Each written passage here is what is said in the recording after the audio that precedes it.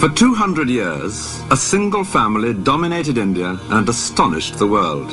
A family known to history as the Great Mughals.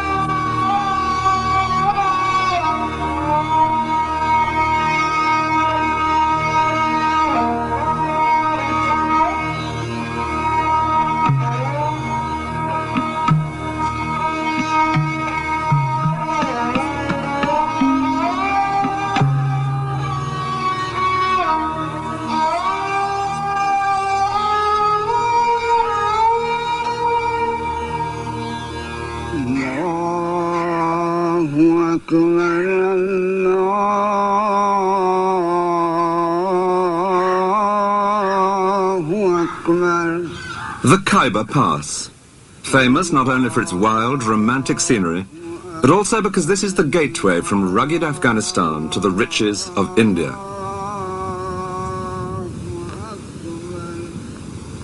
Through these mountains have come a succession of great conquerors, restless for new lands to plunder. Alexander the Great came by, so did Genghis Khan, and Tamburlaine. And if today the armed men are more local, in recent years most often the Mujahideen from Afghanistan, this remains a dangerous and exciting place, with the promise, once over the top, of India.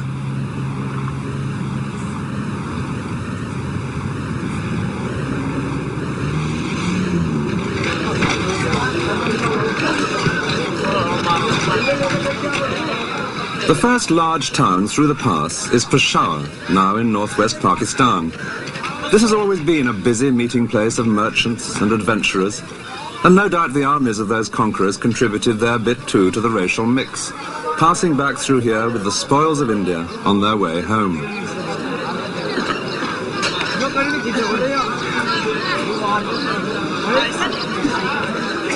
But one conqueror who came through here in the 16th century intended to stay in India. He was a buccaneer with royal blood in his veins. His name was Babur. Babur had a direct link with those earlier conquerors, being descended on one side from the leader of the Mongols, Genghis Khan, and on the other from that equally ferocious predator, Tamburlaine. But his own descendants would rule with even greater splendor. Their court in India became famous throughout the world for its lavish display, astounding the European visitors who witnessed this scene, and who would call these emperors the Great Mughals, meaning the Great Mongols. Their exquisite paintings and buildings, together with often grisly deeds of treachery, would add up to an irresistibly exotic Oriental melodrama. The family liked to imply that they ruled almost the whole world, enabling the lion to lie down with the lamb. But the early days of Babur himself had been very much humbler. His father had ruled a small kingdom to the north of Afghanistan, but he died when Babur was only 11, and his inheritance was grabbed by a stronger neighbor.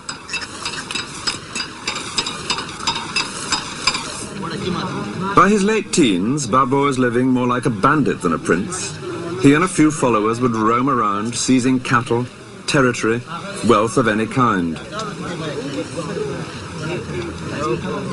In such a violent world, the villages and towns were all fortified, as indeed most of them still are today. And Babur describes vividly in his diary how he and his men would ride out at night to attack just such a place as this. Under cover of darkness, they would place their ladders against the wall. Often they were seen and had to ride away disappointed, but sometimes they got in, and then, after an exhilarating hand-to-hand fight in narrow lanes, they would take what they fancied, or perhaps persuade this particular village to join their league. Babur's following steadily increased. He was a leader who inspired great loyalty. And then there came a great breakthrough. In 1504, when he was 21, he captured a rich, sophisticated city, one which he would hold for the rest of his life, and which he came to think of as his real home. It was Kabul, now the capital of Afghanistan. Set among mountains to the west of the Khyber Pass, here was an ancient city in which Babur and his followers could settle down to a more civilized existence. The main cultural influence on this part of the world came from Persia. Babur, himself a keen poet and gardener, was able now to indulge in traditional Persian pleasures, of a kind which he and his family would later introduce to India.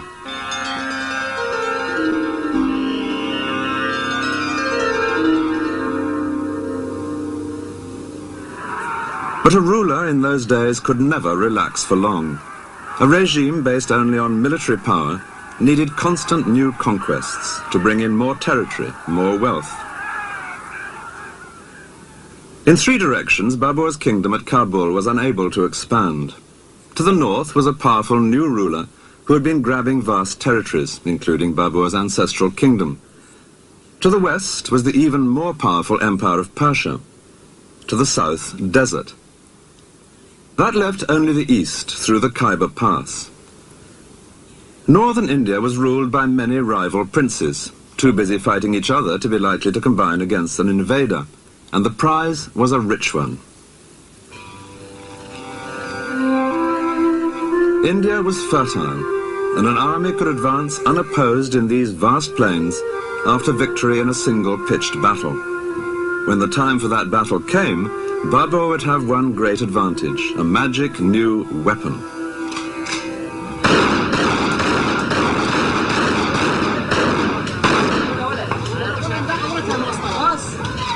In Dara, just through the Khyber Pass, firearms are the stock in trade. Everyone here is busy making them. But when Babur came this way with his new muskets, which had reached him from Persia, no one knew what these strange objects were. He describes tribesmen making obscene gestures at this weapon that fired no arrow, until it went off in their direction.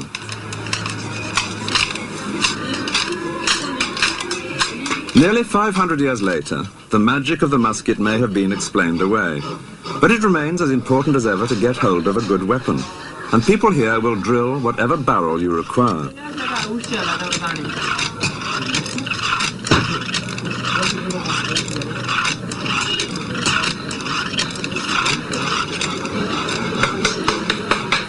Every day, as the customers try out the wares, the valley resounds with gunfire.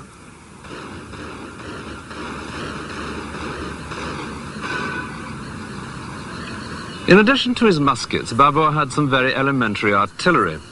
He had a Turkish gunner by the name of Ustad, meaning master, who'd been able to cast a mortar for him. A tubby vessel, something the shape of a deep vase, which when tilted upwards could fire a large stone for almost a mile. Babur had vastly enjoyed watching the hot metal being poured to cast this ultimate deterrent, and he loved the excitement when it was fired. The mortar could only manage 12 shots a day, so each one was something of an event, of which Babur kept himself well informed. A typical entry in his diary reads, "At the midday prayer, a person came from Ustad saying, 'The stone is ready. What is the order?' The order was, 'Fire this stone off, but keep the next till I come.'" But if the big mortar was just a wonderful toy, it was the muskets which would make the real difference. When Babur advanced into India, he would face a vast array of elephants and cavalry, a living force far greater than anything that he could match. But with his muskets, he was able to rely on a tactic which is now familiar to all of us from countless westerns. He lashed together 800 wagons with rawhide ropes, and behind this barricade, his musketeers only had to wait till the vast, glittering ranks of Indian elephants and cavalry came within range.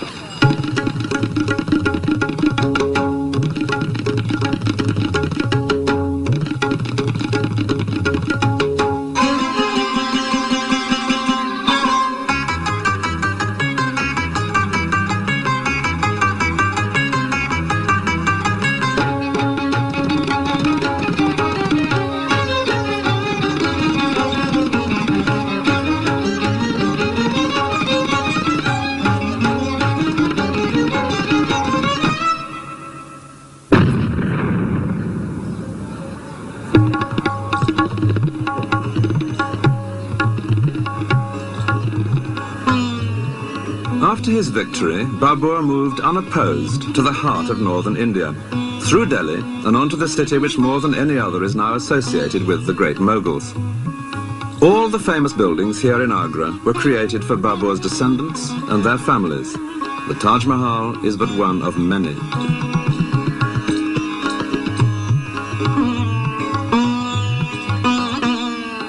In this city, which would later display to the world his family's magnificence, Babur had a foretaste of the wealth of India. Among the booty captured here was a rather large diamond, the Koh-i-Noor, which is now the jewel in the crown of the British Crown Jewels.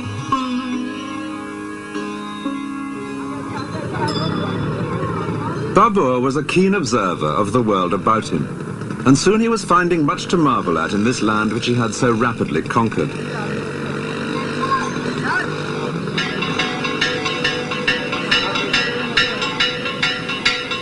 Here was a culture entirely different from the Muslim world, which had so far been the limit of his own experience, a scene of colourful and noisy ritual, and one in which women, whether in stone or in flesh, played a far more visible role, as here in a temple in Udaipur.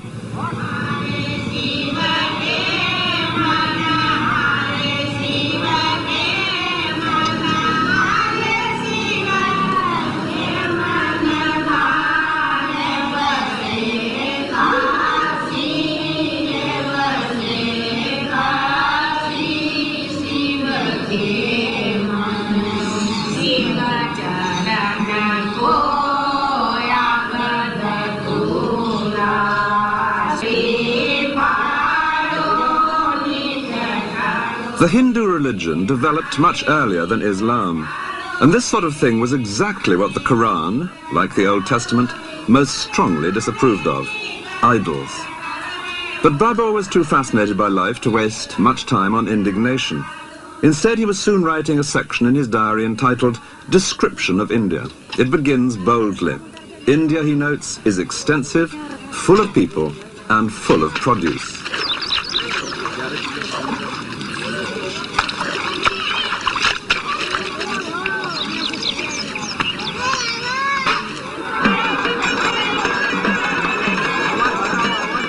It was the profusion and colour of life in India that most amazed Babur, as indeed it does any visitor today. And he was astonished by the number of craftsmen, though he does complain that it was impossible to get a decent pair of trousers made.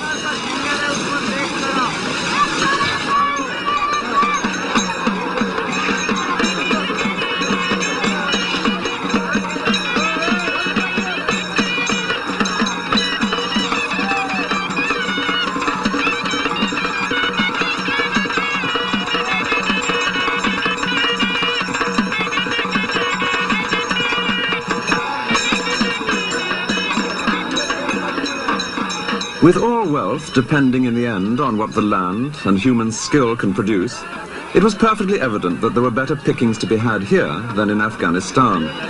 Though in India's summer heat, Babur did always feel dreadfully homesick for the mountains of his youth.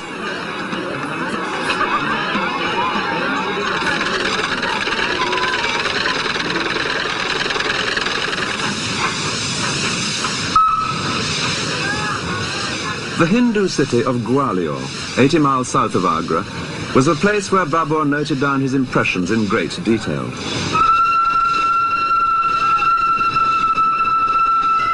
He first came here on September the 27th, 1528.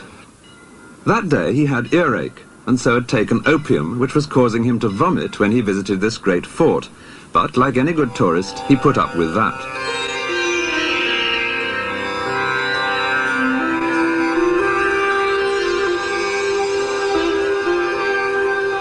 The palace had been completed only 20 years earlier, and it greatly impressed Babur.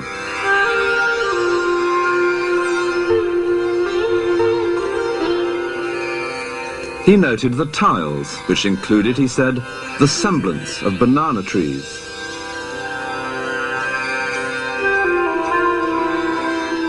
What struck him most was the work of the masons. These were, he wrote, wonderful buildings, entirely of hewn stone. Indian masons have always treated blocks of sandstone as freely as carpenters in other countries shape and carve planks of oak. Here in these courtyards was a Hindu architectural tradition, which Babur's grandson, the Emperor Akbar, would later put to excellent effect.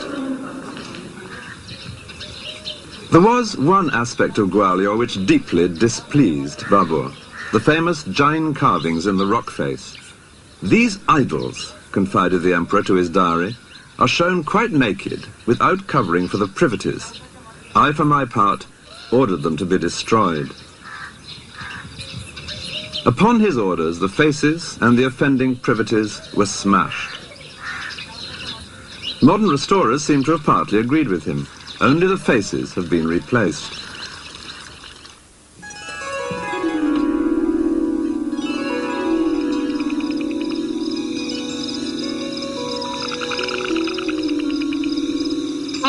The illustrations, done later for his diary, reflect Babur's fascination with the wildlife of India, though the artists don't always seem to have studied nature as closely as he might have wished.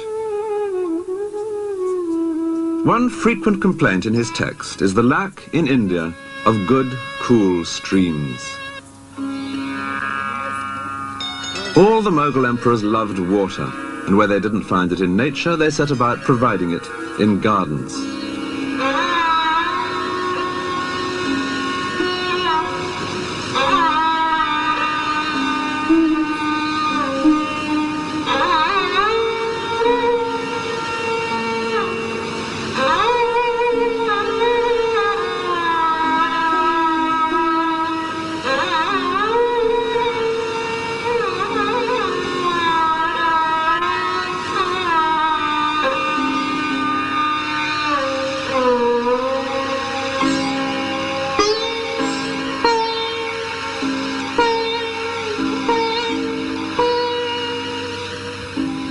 This garden in Agra, the Rambagh, is believed to have been laid out by Babur himself.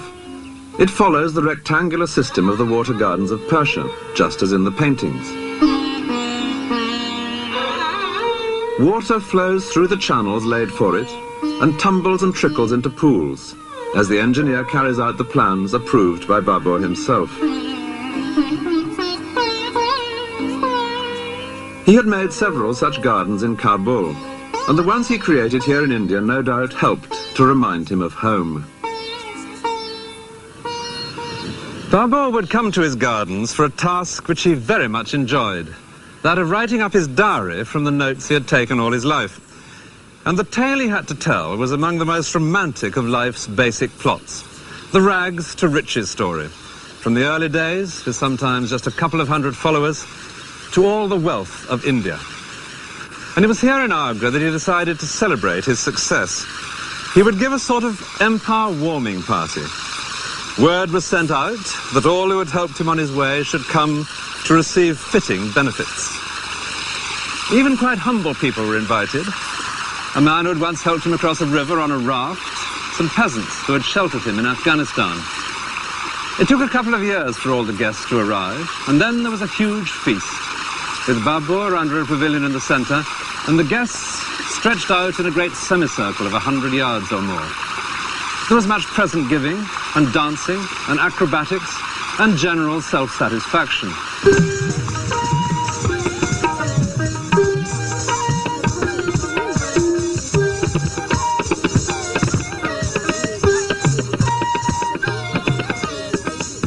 In India's climate, most celebrations still take place in the open air.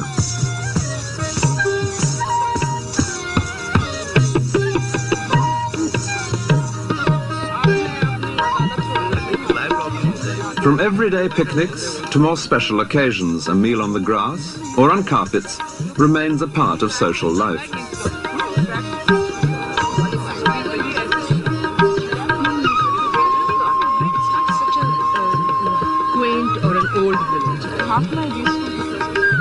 It's nearly 500 years now since Babur's great feast, but the music, the food and the clothes here today are still true to the past, though at Babur's party the only women would have been the dancing girls.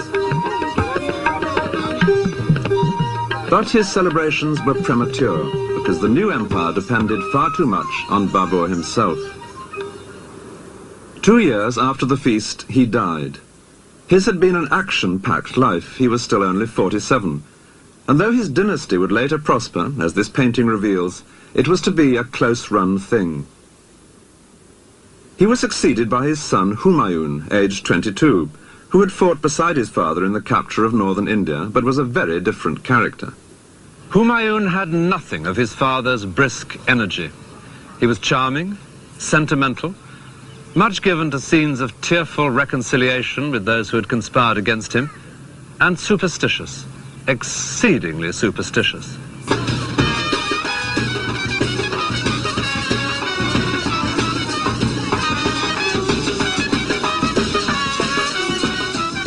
The superstition that dominated Humayun's life was one that is still an everyday feature of India. This marriage procession, a familiar sight in the streets here, couldn't possibly happen without the precise time being chosen in advance by an astrologer.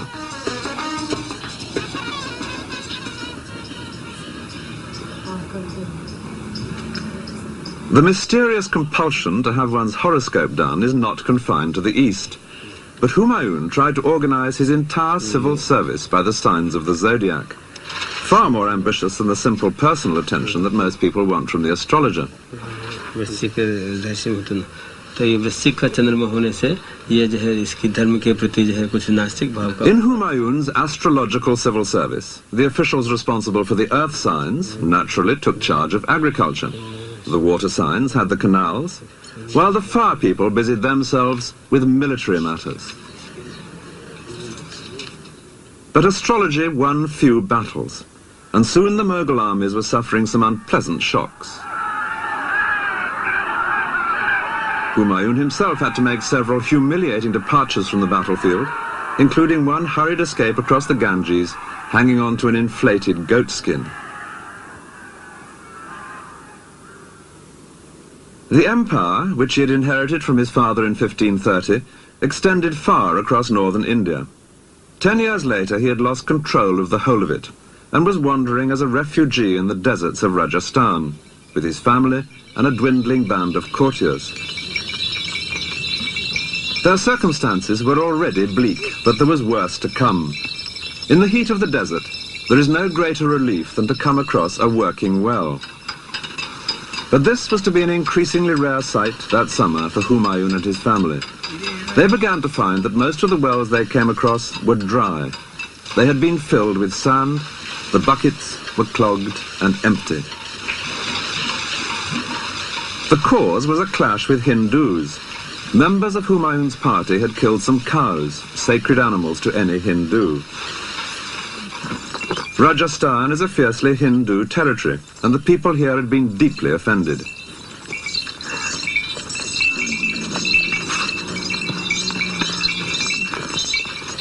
It was because of this sacrilege that the wells were being filled by followers of the ruler of Jaisalmer, one of the great desert strongholds of Rajasthan. This kingdom was just the sort of place Humayun's descendants would have to come to terms with if they were to recover and hold India. But for the moment, mere survival had become the one priority for the evicted emperor and his family.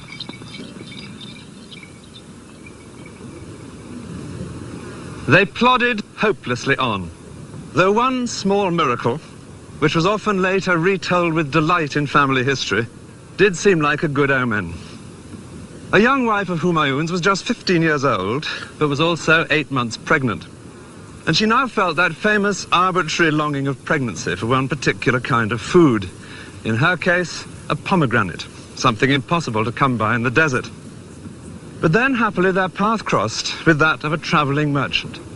And he was found to have, in his saddlebag, one large, juicy pomegranate. Then, a month later, at a small oasis, the real miracle.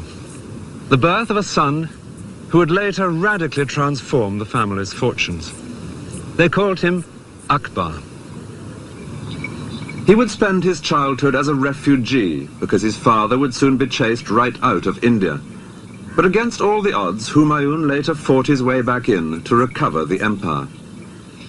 And Akbar, the child of the desert, would grow up to deserve, more than any other member of his family, that simple but resounding title, the Great Mughal.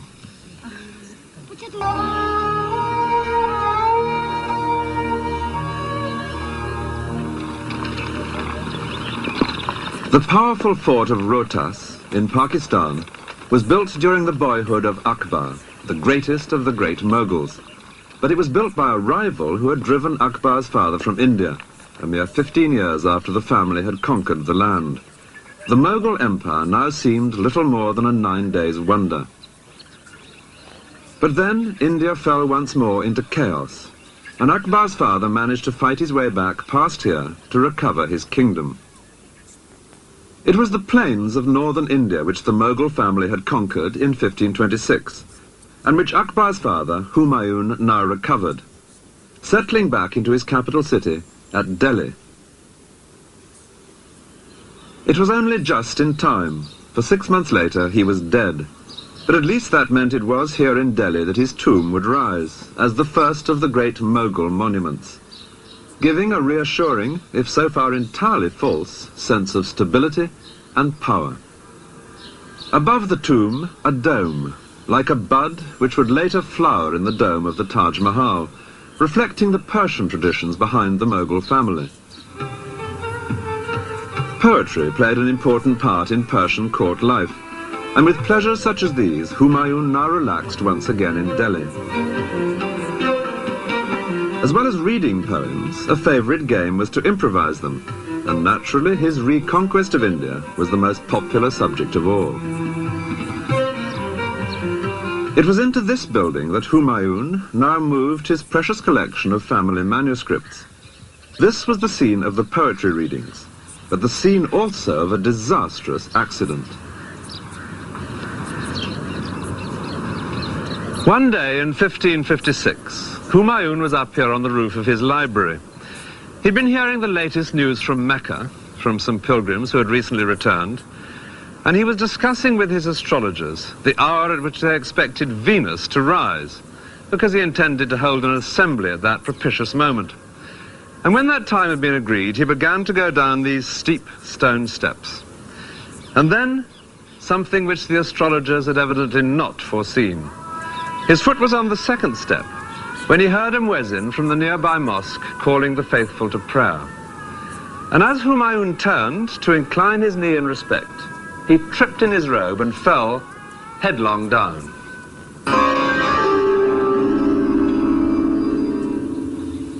He died 3 days later. And in such an unstable empire, the sudden death of the emperor automatically meant a political crisis. Humayun's son, Akbar, was already an experienced soldier, even though he was still only 13 years old. But he happened to be hundreds of miles away campaigning in the Punjab.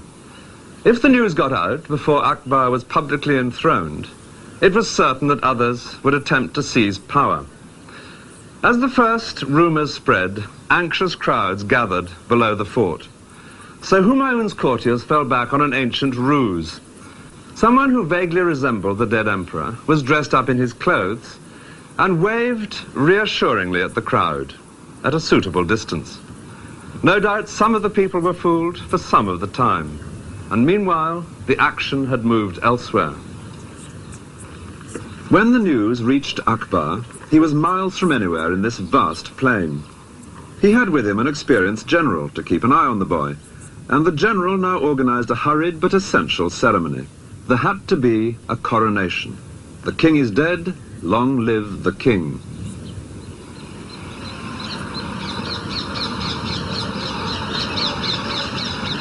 It's quite a pilgrimage now to get to the platform which commemorates that event.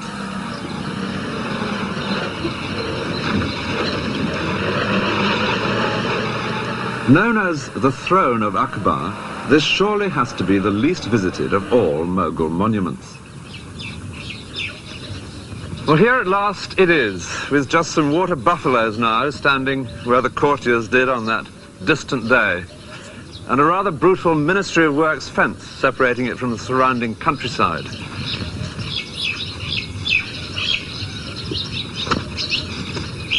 It's in a very dilapidated state, but you can just see how it must have been as a Mughal monument. Here, for example, water would have come rippling down over a carved stone, a very Mughal detail. Dreary though this looks, it's a most evocative place, because that event, here in the middle of nowhere in 1556, was to be the turning point for Akbar's family, leading to more than 100 years of astonishing achievements. But on the face of it, as he sat here that day in a golden robe specially made for the occasion, the prospect was bleak. It was only to his own army grouped around him that he was emperor. Others would have different ideas. His claim to rule was not that strong. His father and his grandfather had between them notched up only 15 years ruling in India. And there were plenty of rival rulers who would now see a young boy on the throne as just the chance they'd been waiting for. As proof of that, it wasn't long after Humayun's death before a large Hindu army captured Delhi, and then moved in this direction to drive Akbar from India. In the resulting battle, the Mughals were heavily outnumbered, and if they'd lost that battle, there would have been no Mughal empire. In the event, they were saved by a stroke of luck.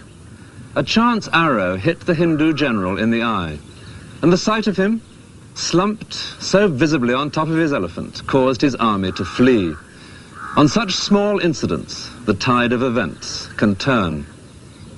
By the end of the battle, the Mughals had captured nearly 1,500 elephants, and it was like that many tanks, in perfect condition and with plenty of fuel and ammunition, falling into the hands of a modern army. So Akbar and the elephants were able to march back together into Delhi, for the moment unopposed. After the victory, a tower was built using the heads of the enemy, a custom whenever the defeated were non-Muslims. Rotting by the roadside, this was not a tradition well calculated to appease the local community. The young Akbar, on the face of it, seemed unlikely to appease anything. Physical danger was what he loved. Indeed, he'd been so much the athletic schoolboy that he never even learnt to read. Yet this was the emperor, Akbar, who had come to see the problems of India with its rival communities of Muslims and Hindus in a new and very unconventional light, shocking many of his own Muslim followers in the process. The great centre of Hindu power lay to the southwest of Delhi, in the area known as Rajasthan, the land of the Rajas. Their fortresses dotted this ancient and highly colourful territory, and two in particular would be of great importance to Akbar: Chittor and Amber, which is now known as Jaipur.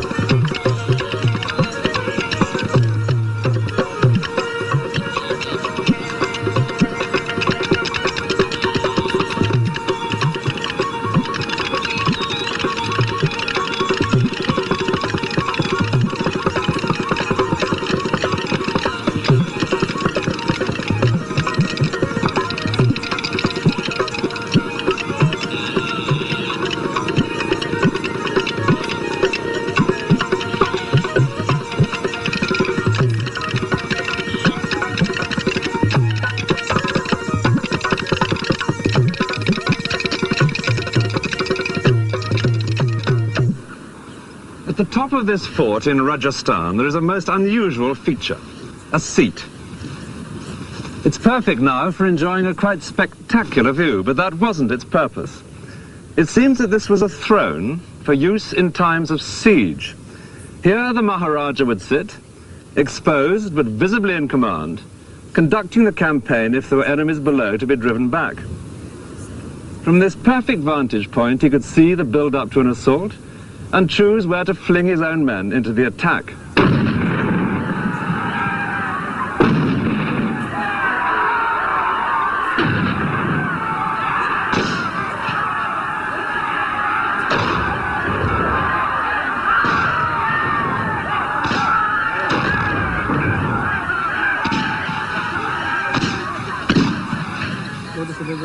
The ferocity of the fighting men of Rajasthan, the famous Rajputs, was legendary. They were known as the greatest warriors in all India, reckless in their courage, a reputation sustained by their habit of going into battle high on opium. These were people that Akbar would either have to subdue or make friends with. The rulers of this particular fort later became known as the Maharajas of Jaipur. They came to terms with Akbar, and the beauty of their city, the largest in Rajasthan, suggests that there were advantages in doing so.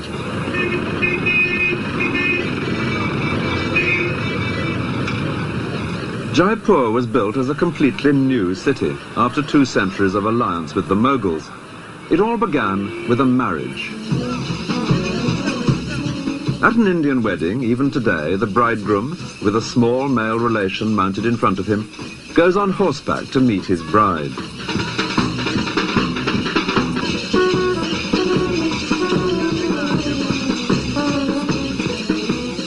But when Akbar took a wife from the ruling family here in 1562, it was out of the question that he should ride to her. It was she who was sent to him.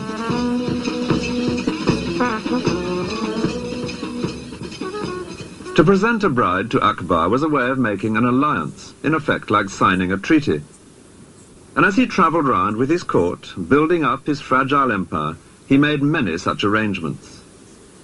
His harem contained some 5,000 women, mostly slave girls. Among his wives there were several Hindu princesses, each a token of friendship from her own family. But the first had been the bride from Jaipur, and beneath the fort there would soon appear the famous palace of Amber, the first unmistakable sign of a new prosperity. It was built some 40 years after the wedding by a Maharaja who had become Akbar's leading general. His palace has become one of the great sights of India.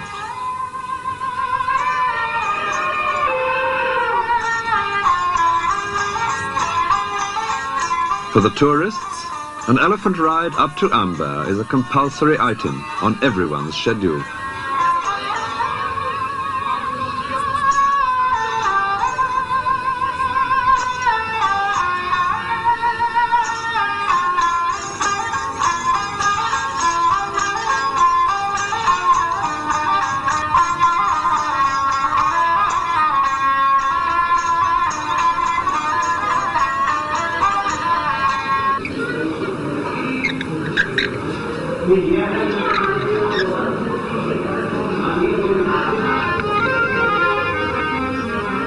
The most impressive details were naturally in the Maharaja's own quarters, with patterns of inlaid stones and fragments of mirror.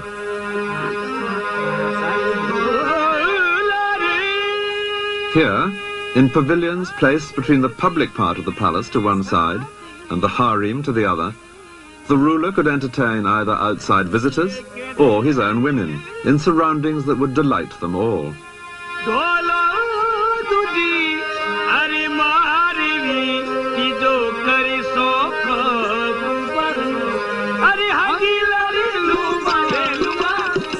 A few miles away, in their new city of Jaipur, the Maharajas of Amber would build another palace. And it's here that their present-day descendant lives. I asked him what benefits he felt there had been for either side in the family's long relationship with the Mughal emperors. The Mughals got governors and generalship from the House of Amber, and the House of Amber got the peace and tranquility to be able to pursue and build the city of Jaipur, and was again considered one of the main Hindu and Rajput states of that period. And what about religion? Well, again, it gave Raja Jai Singh great time to protect the Hindu religion during his reign. Akbar spent much of his time moving round with a vast army, using the sport of hunting as his diplomatic cover. Any troublesome ruler might soon find the emperor killing deer on his own doorstep, with the infantry standing in as beaters. One of the ways of hunting that the emperor most enjoyed was with the cheetah, the Indian leopard. the fastest animal on Earth.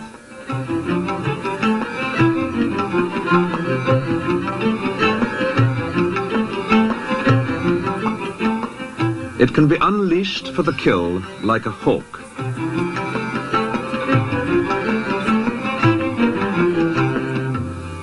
This crowded scene, with a fence in the background, depicts another favourite way of hunting. Akbar's soldiers would drive the deer in from miles around in an ever-shrinking circle. Then, as soon as the terrified animals were contained in a small enough space, the portable fence would be put up around them, and riding in with sword or lance or gun, the emperor would indulge in an orgy of killing. On one occasion, on a vast plain such as this, 50,000 beaters drove in game from 60 miles around, a very large army in disguise. No wonder most rulers proved friendly when Akbar passed by. But there were exceptions, in particular the Rana of Mewa, who held the great fort of Chittor. As the senior prince of Rajasthan, he openly scorned the House of Amber for having given a daughter to the Mughal harem.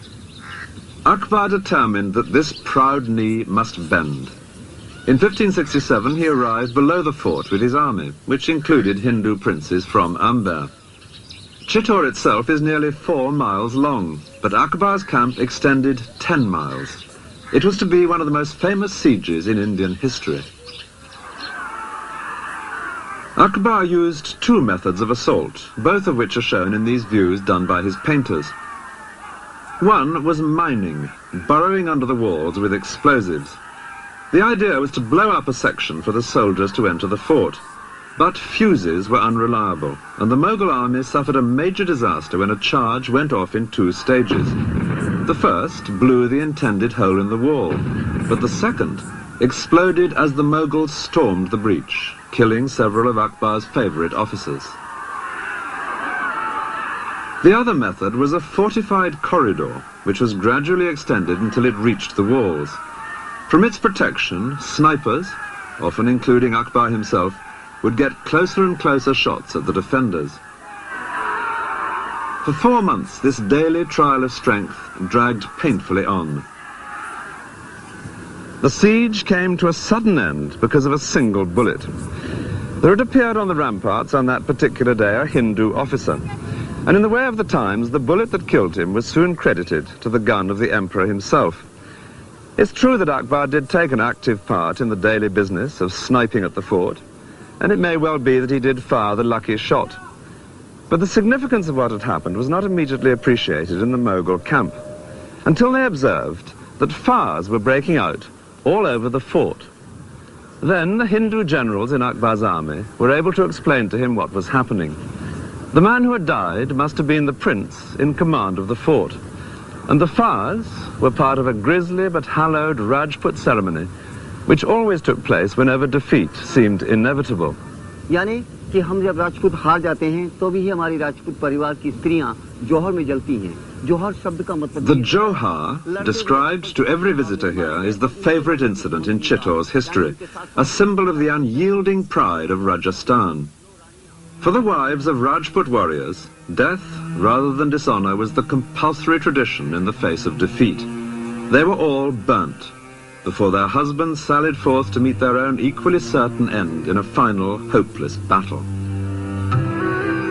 Inside the fort there were some 40,000 peasants living, and, unusually for him, Akbar now allowed them too to be massacred. Clearly this victory over the uncompromising Rana of Mewa was to be taken as an example. The city of Udaipur reveals that the Rana himself compromised in a rather different way. He had left his men to defend Chittor while he withdrew to start again here, further removed from the centres of Mughal power. An unglamorous decision, but it preserved the independence of his house, which never intermarried with the Mughals, and it gave us one of India's most beautiful cities.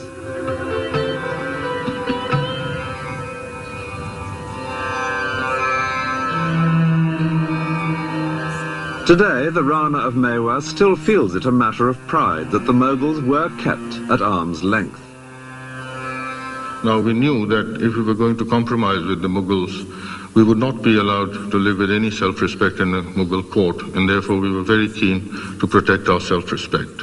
The other reason is that our family is religious, deeply religious, and we believe in the values set out in Hinduism. And people look up to our family as the custodians of Hinduism. And whenever the Hindu faith and the Hindu religion was threatened, we were not prepared to compromise, and we fought for protecting the faith. To celebrate his victory over the Hindus of Chittor, Akbar made a pilgrimage to a great Muslim shrine. It was to Ajmer that he went, to visit the tomb of a saint who had brought to India the more tolerant strain of Islam known as Sufism. His shrine remains a holy place today.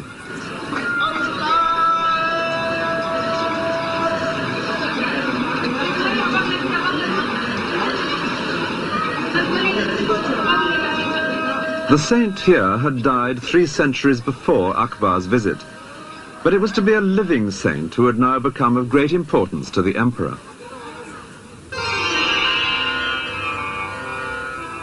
Fatehpur Sikri is on the itinerary of most visitors to India today, but in the mid-16th century it was just a minor place of pilgrimage. There was a saint living here of the same tolerant sect as the saint at Ajmer, and like other holy men, he would receive visits from those seeking comfort or advice.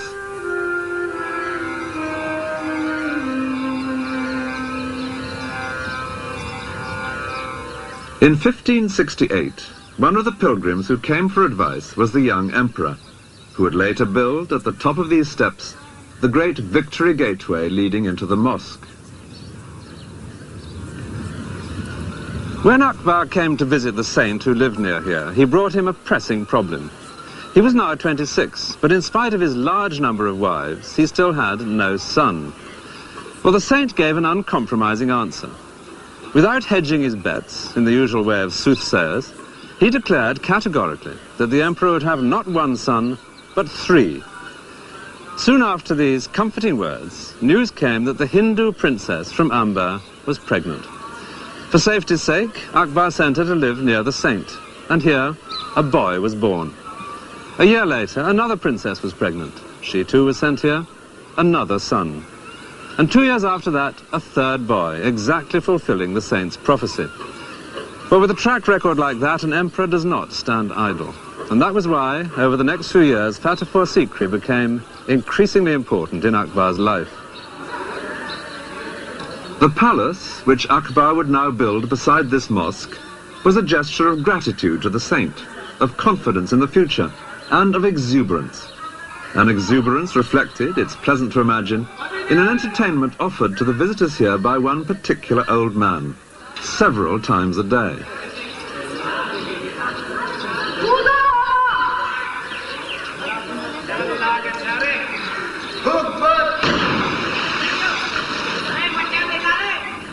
When Akbar began to build here at Fatehpur Sikri, he had been 17 years on the throne.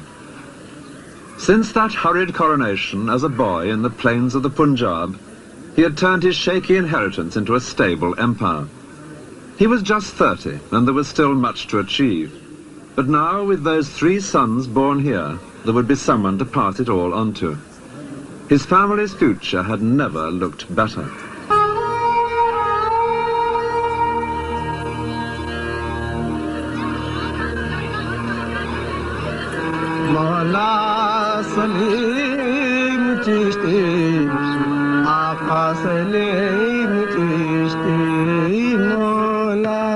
The hilltop round the mosque at Fatehpur Sikri was bare in the 16th century.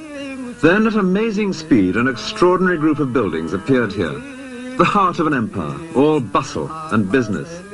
But that lasted just 14 years, after which the place was deserted, and it's remained so ever since.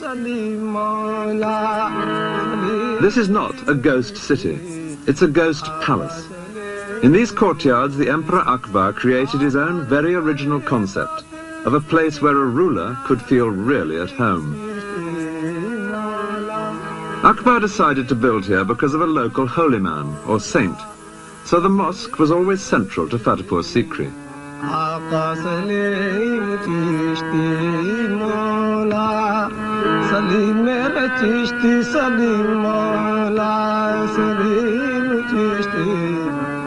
The saint died soon after the building work began, but then a saint's tomb, properly tended, can be almost as propitious as the saint himself.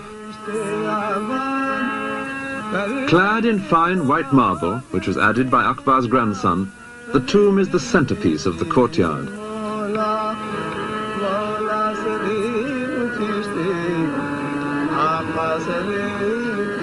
A daily custom in the shrine, out of sight behind the carved marble screens, reveals precisely why Fatehpur Sikri was built. Women tie threads to the screen. Each is a wish for a child, a reminder that when Akbar came here without an heir, the saint told him he would have 3 boys, and when he did, the builders were called in. Akbar chose a Hindu style of architecture, and no doubt most of his labourers were Hindus too. Certainly the women.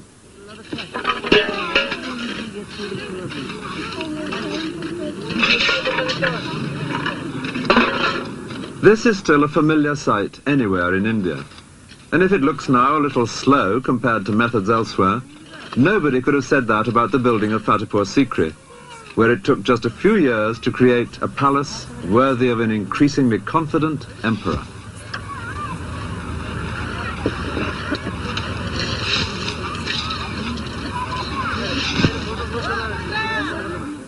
This was the area over which Akbar, at the age of 13, had inherited very shaky control. And this was the stable empire which he in his turn would hand on some 50 years later. Delhi had been his father's capital. Agra would eventually become his own. So the saint's home at Fatehpur Sikri, in addition to being so propitious, was strategically placed at the heart of the empire. A visit to Fatehpur Sikri is the best way of discovering the kind of life that went on around a Mughal emperor. Yes, coming.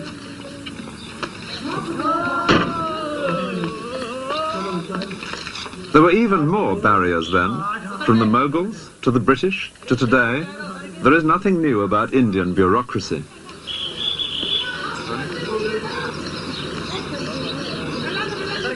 We take it for granted now that you can walk straight into any town. But in those days, the town gate was a real obstacle, always shut, for example, at night.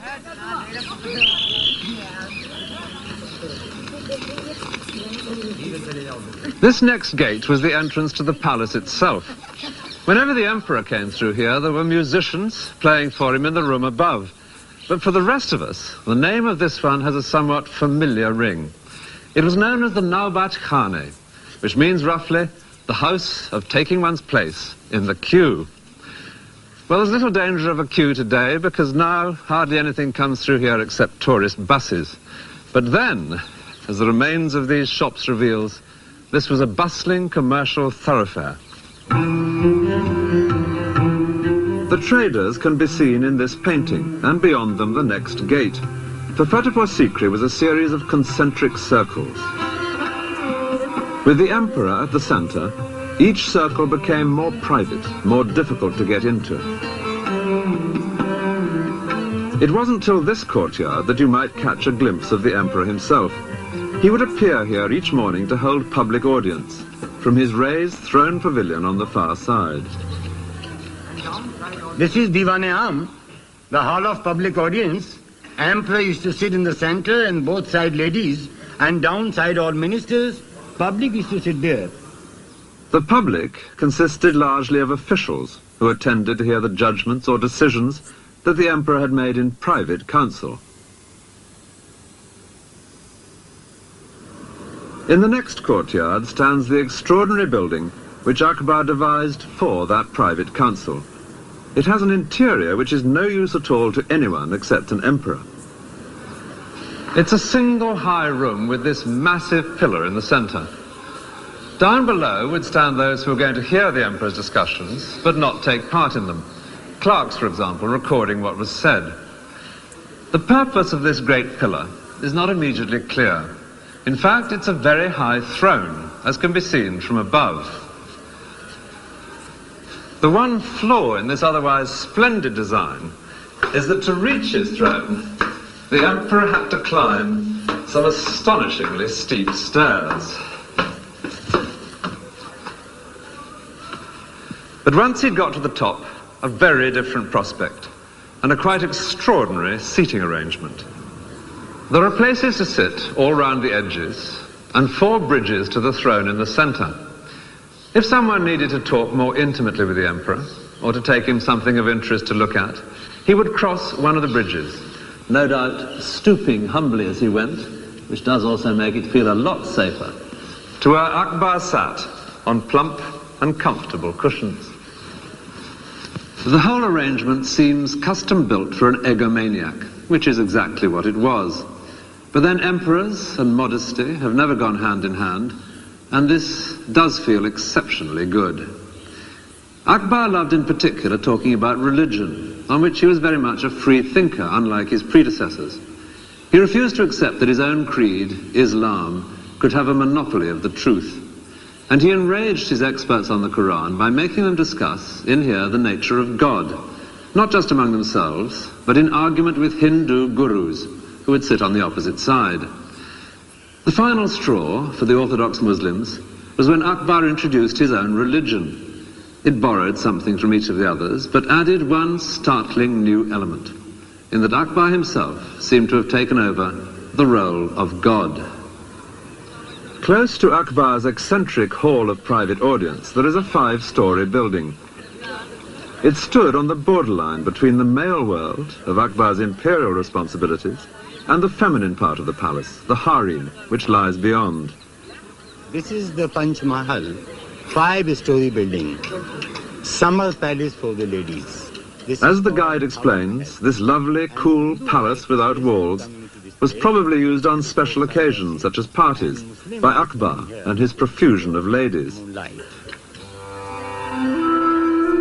The women would come to it from their enclosed quarters beyond, an area into which in those days no man, except the emperor himself and male members of the family, would ever go.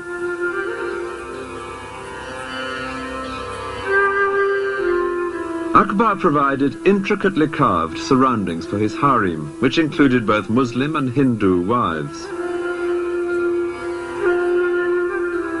But the method of construction at Fatehpur Sikri is entirely Hindu, with the straight lines of great stone pillars and beams instead of Muslim curves.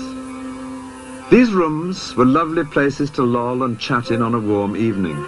If they look a bit stark now, it's because they're unfurnished.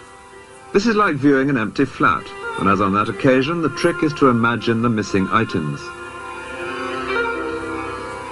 Not just the girls themselves, but pretty things in the alcoves, cushions to recline among, and above all, carpets. An English visitor to India marvelled at the rich display of carpets. All their bravery, he wrote, is upon their floors.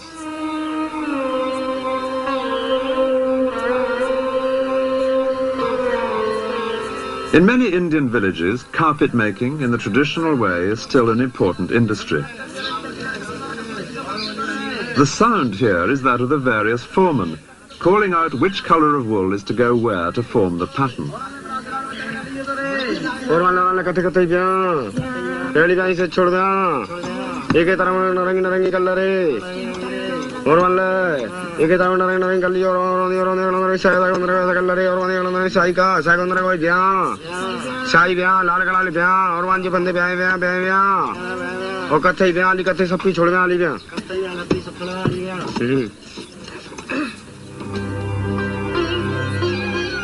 The daily life of Akbar's court is known to us in great detail thanks to one man, a fascinating character, a writer who became a close friend of the emperor. His name was Abul Fazl. In Fatehpur Sikri, at a discreet distance from the harem, is this house. It's believed to be the one in which Abul Fazl lived. He'd come to court in his early 20s, and his great intelligence, combined with an almost unlimited willingness to lay on flattery with a trowel, both of them qualities which endeared him to Akbar, meant that he soon became, in effect, the emperor's resident intellectual. The great task which Akbar entrusted to him was the recording for posterity of his life and possessions and achievements. And these 3 fat volumes are less than half of what Abul Fazl wrote. Indeed, in the printed version, his work amounts to some 4,000 pages. The greater part of that is his history of Akbar's reign. And this was a project organized with a thoroughness typical of the emperor. Orders were given that all his elderly relations and the oldest palace servants should write down everything they could remember about the past. As to the present, there were now to be 2 scribes on duty every minute of the day, noting down everything that happened. An Englishman visiting the Mughal court wrote that no part of the emperor's day goes unrecorded. No, not so much as his going to the necessary, or how often he lieth with his wives, and with whom, so that it may appear in the chronicles. Well, the chronicles were what Abul Fazl provided, and illustrating them became the most important task for Akbar's great studio of painters.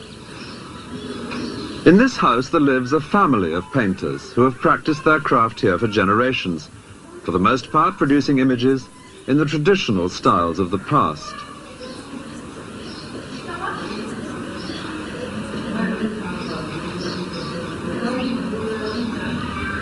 Among the many schools of Indian art, the greatest is that of the Mughal court, established by Akbar. His painters would often collaborate on a picture. Each would put in what he did best, someone for the landscape or the architecture, and later someone else for lavish costumes or animals or flowers.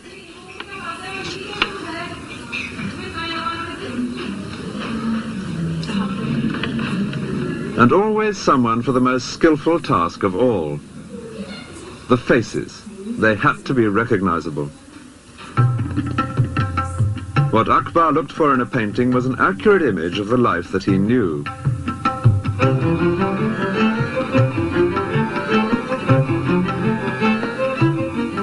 He took a keen personal interest in his painters.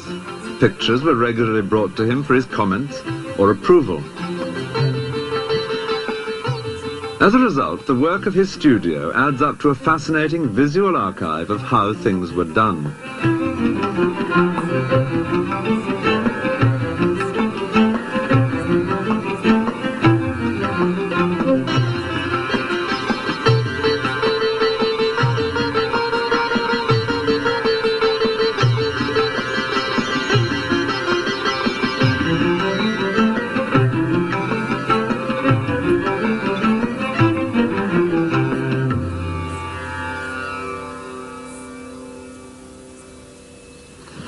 In his great work, Abul Fazl also collected masses of dusty information about the empire and how it functioned.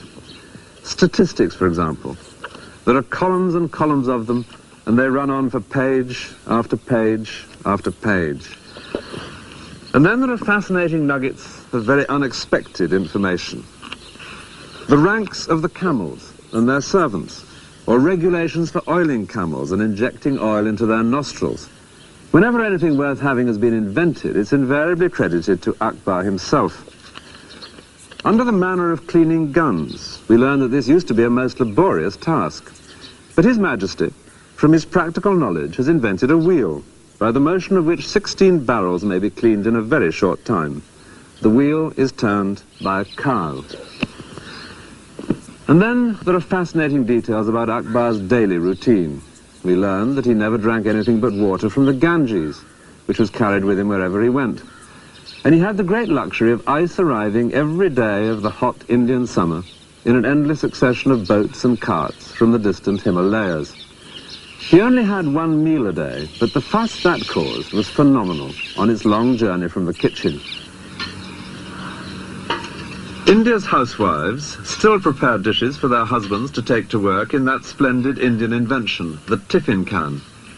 But Akbar's dishes were sealed for a different reason, fear of poison. Before sealing, each was tasted by 3 officials. If anyone was going to die in instant agony, it would not be Akbar. One of the greatest bonds between Abul Fazl and Akbar was a shared love of religious speculation. And Abul Fazl spends a great deal of space in this volume describing the beliefs of different religions.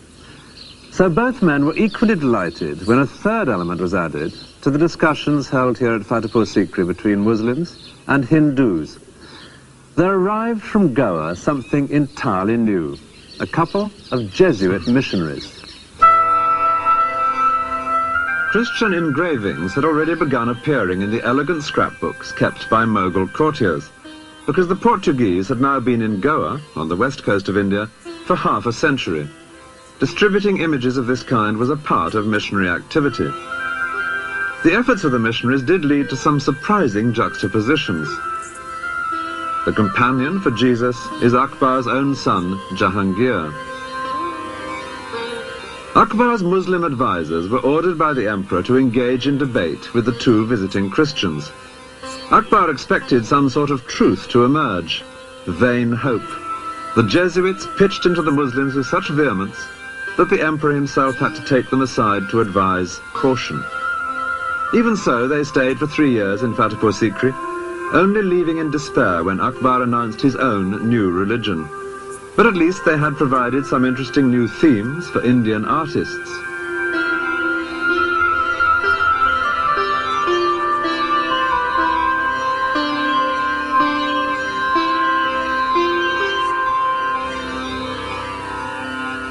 Abul Fazl is seen here presenting part of his great work to the emperor. He never quite completed his history of the reign because he died 3 years before Akbar.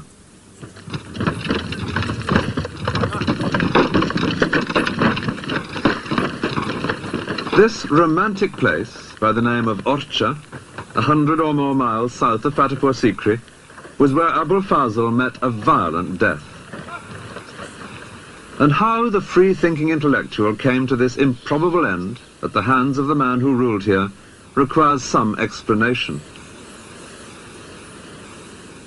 In what was essentially a military society, the only way of real progress to fame and fortune was by proving oneself in battle. So Abul Fazl used his influence with the emperor to be given military command, and soon he was in action. He seems to have revelled in skirmishes and sieges. Writing them up later, he invariably makes the most of his own involvement. Our brave warriors were nearly being defeated, he reports on one occasion, but the writer came up and the enemy was dispersed. Unfortunately, the brave writer had one powerful enemy on the Mughal side. He was Jahangir, the prince who shared the page of an album with Jesus. As the eldest son, he was Akbar's natural heir, but he had led a most dissolute youth, and Abul Fazl had made no secret of his low opinion of him. Now the prince was showing signs of open rebellion. The emperor, Akbar, summoned Abul Fazl back from where he was campaigning in the south, because he wanted his advice. But Jahangir knew that any such advice would be deeply hostile to his own interests. He decided to take action. Far to the south of Agra and Fatehpur Sikri, Abul Fazl was busy campaigning on the distant borders of the empire when he received Akbar's summons to return to court. He set off, confident as ever, to advise his emperor. But his journey would lead him straight into an ambush. Jahangir was friends with the Raja who had his stronghold at Orcha, and he knew that Abul Fazl would have to pass by here on his way north. So he sent word that if the Raja would stop that sedition monger and kill him, he could expect every kindness from the prince. Abul Fazl and his small party were overwhelmed here by about 500 horsemen. He'd had advance warning of the ambush from a spy, and it seems he could have escaped. But he was playing to the hilt his new role of Mughal warrior. He fought to the death. As proof that the deed was done, his head was sent to Jahangir. And tradition completes an unsavory tale by adding that the prince threw it into a latrine. I can't help identifying with the writer who'd worked so hard collecting facts to glorify the Mughal court. It was an unworthy end. A great new palace nearby at Datia was begun by the Raja a few years after he had disposed of Abul Fazl. Its opulence suggests the scale of reward for political murder. The new building was in the same style as Fatehpur Sikri, but ironically Fatehpur Sikri itself had already been abandoned. It seems the water supply had failed, so the imperial caravanserai moved on, leaving only the ghosts of a brief 14 years of glory.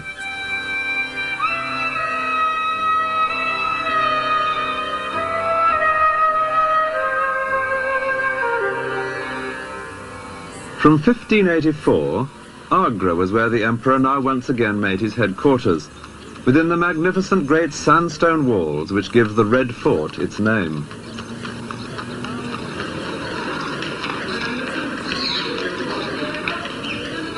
They were walls and gates which Akbar himself had built before his move to Fatehpur Sikri.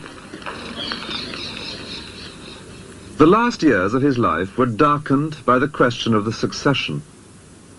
Akbar was now in his 60s, and he had no great liking for his son Jahangir, the murderer of Abul Fazl. The rumour was that he might skip a generation. Jahangir had several sons. Was it perhaps in the old man's mind to pass the crown to one of them? Some tried to read the answer in one particular event. A favourite entertainment among the Mughals was the elephant fight, and Akbar now ordered a contest between the best elephant of Jahangir and the best elephant of Jahangir's eldest son. Many believed the result would decide which of them should inherit the crown.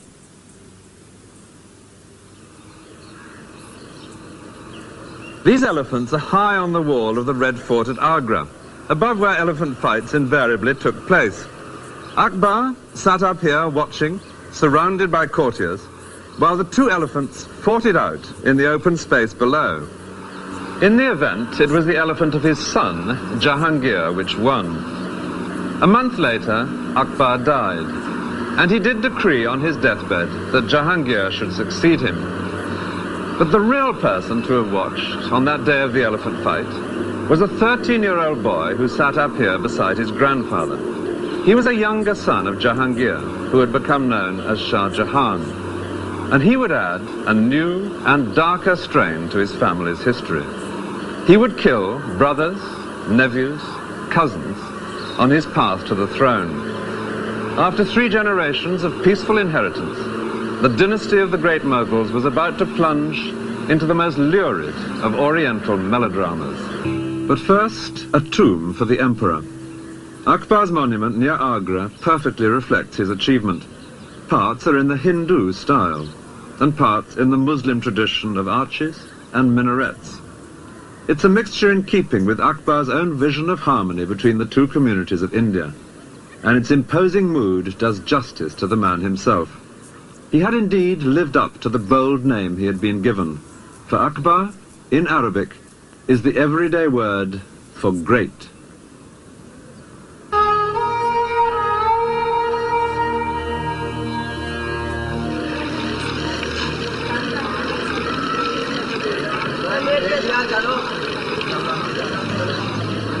The lake of Pushkar in Rajasthan, one of the holiest places in India. Hindu pilgrims have been coming here for more than 1,500 years.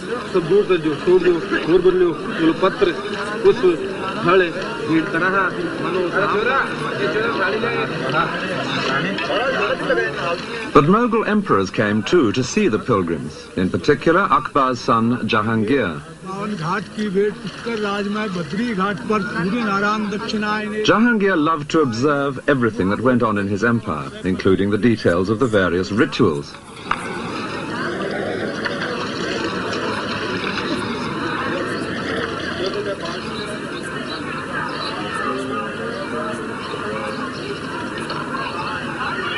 With Jahangir, a new element enters into the family history. He was the first great Mughal to inherit a stable empire, which meant that he was also the first who from the start could relax and enjoy himself. That would involve throughout his life the consumption of far too much alcohol and opium, but it also meant that he could indulge a skeptical and inquiring mind.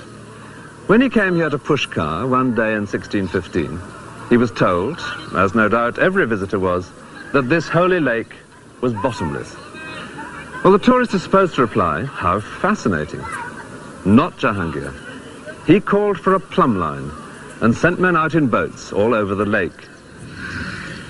He was delighted to be able to prove that at no point was it more than 18 feet deep.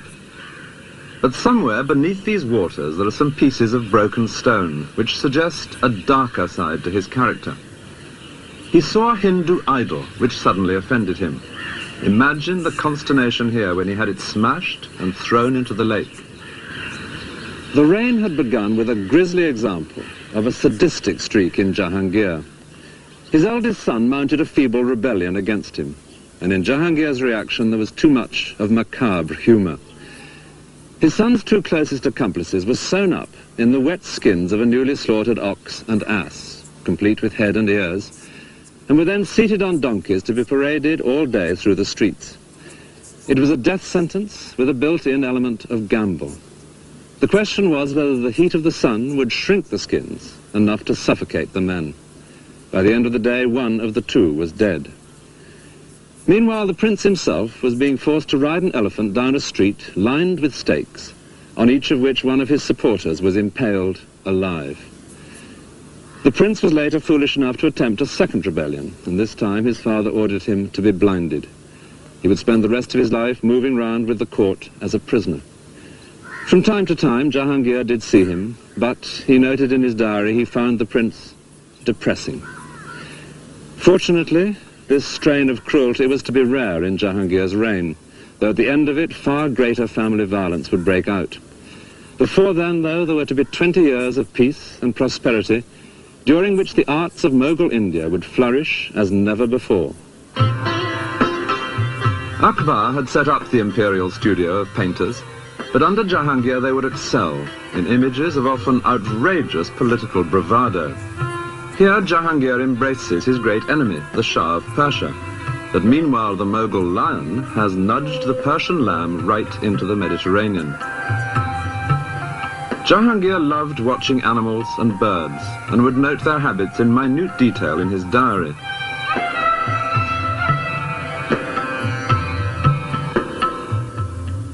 But the diary is just as detailed about his own habits, recording with great precision his decline into alcoholism. From wine he turned to spirits, and then to double distilled spirits. He was drinking 20 cups a day at one period, with a dose of opium as well, and he was at no pains to conceal this alarming fact. Indeed, he even had himself shown with a wine cup on one of his coins, deeply shocking to the Muslim faithful. Life in Jahangir's empire is known to us in great detail, partly because it was now receiving much foreign attention. Ships from Portugal, Holland and Britain were sailing right round Africa to visit this land of fabled wealth. It was from the port of Surat in 1615 that a very articulate Englishman set off inland on an arduous journey to seek out the emperor, who was with his army a few miles from Pushkar at the city of Ajmer. Actually, by a strange coincidence, there were two Englishmen here in Ajmer that winter of 1615. They couldn't have been more different, though they did decide to share lodgings. One was the first official British ambassador to India. King James I had sent him out to try and set up a trading agreement for the newly formed East India Company. The man chosen for this difficult task was Sir Thomas Roe, and he describes how he met in Ajmer that famous unwearied walker, Tom Coriat. Coriat was a writer who had indeed spent 3 years walking to India, but was determined that his readers should see him on an elephant. He was lucky to be alive, since his idea of good Christian behavior was to climb the minaret in mosques and to shout down that Muhammad was an impostor. Roe was soon deeply embarrassed by his eccentric compatriot. Coriat was something of a linguist, and he now addressed to Jahangir a speech in Persian, which was fine until Roe discovered what he was saying. He was asking the emperor for money, which Roe considered unseemly in an Englishman. Roe himself, by contrast, had brought presents for the emperor, which was essential for an ambassador because presents played a major part in Mughal court life. Indeed, Roe describes how people would hold up in the air the gifts they had brought for Jahangir, and if something nice caught his fancy, he would ask that person what business he had come upon. Unfortunately, Roe's presents, which had been provided by the East India Company, turned out, when they were unpacked, to be mouldy, which provoked a very sharp letter home. Even so, he did make progress at court, and soon he was invited to one of Jahangir's evening parties.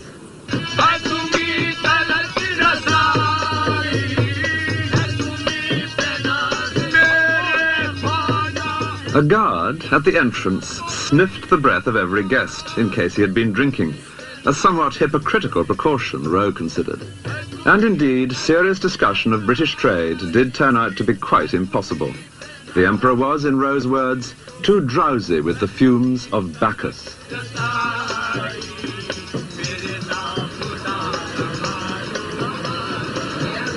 The day came when the whole imperial court was to move elsewhere, and Sir Thomas Roe stood at this gate to watch the Emperor's departure.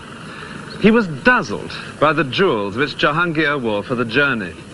A huge ruby and emerald and diamond in his turban, 3 great double chains of pearls round his neck, diamond bracelets at wrists and elbows, and a ring on every finger. But there was one very gratifying touch, almost certainly unnoticed by anyone except Roe himself. Amid all this finery, tucked into Jahangir's belt, was a pair of English gloves, which Roe had given him. And then, even better, there passed by Jahangir's chief wife, entirely concealed from sight in a closed English carriage, which Roe had brought out in parts to be assembled here. There was still hope, he thought to himself, as he took his place in the endless procession of carts and animals and riders, which he calculated must take 12 hours to pass any single spot on the road.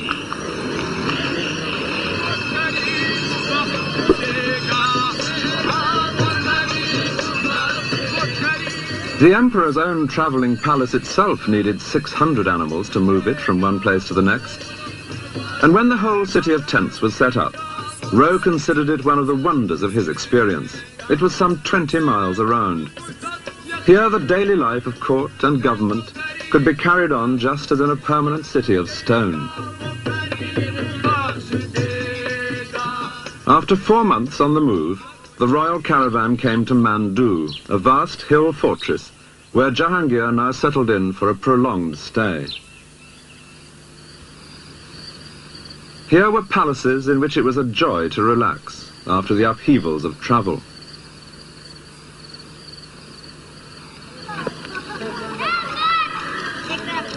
Mandu had been brought within the empire by Jahangir's father, but there had been Muslim rulers here long before the Mughals came to India. Jahangir was particularly impressed by the superb mosque which they had built in the 15th century. Today, in its corridor of arches, the sound is no longer that of prayers. It is the conversation of bats.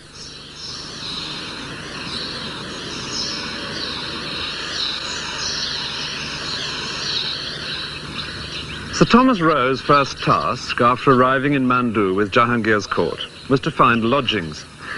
He couldn't afford the comfortable places that were being snapped up by the rich courtiers, so he set off to look for something within his own means. And eventually, he came across a deserted mosque, which he thought might just do him. And this is believed to be the very one.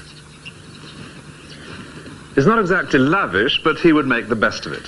First of all, putting screens across the entrances to keep out intruders, and particularly some that bothered him at night. There were lions prowling about. I like to think of him safely barricaded in here with his dwindling stock of presents for important people piled high in an alcove. Now he could get on with the real work of an ambassador, joining in life at court, being seen at the best parties, always trying to get the ear of the emperor. One of the most important parties was on the emperor's birthday. Roe managed to get an invitation and so saw a central event, the weighing of a member of the royal family against gold and then against silver and jewels. The idea was that his weight in each of these valuable commodities would be distributed to the poor. Roe doubted that the money would really be handed out, but conspicuous generosity was good for the imperial image, and by now the empire was prosperous.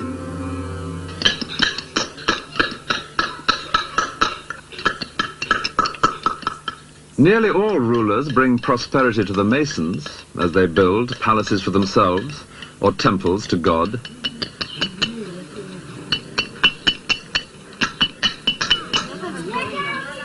Rather fewer do anything for the peasants. But Jahangir's father had successfully adjusted their taxes, and so encouraged them to bring more land into cultivation.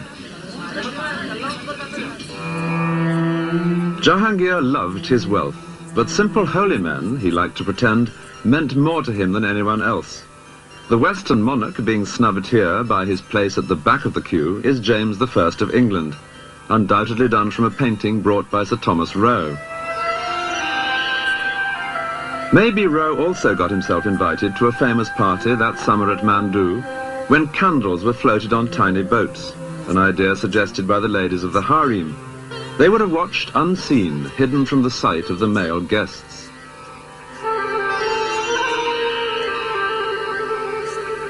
Every new day that Sir Thomas Roe woke up in his makeshift home at Mandu, it became more and more clear that he was getting nowhere in his main task, that of winning a trading agreement for Britain's East India Company. And by now he was well aware of the reason.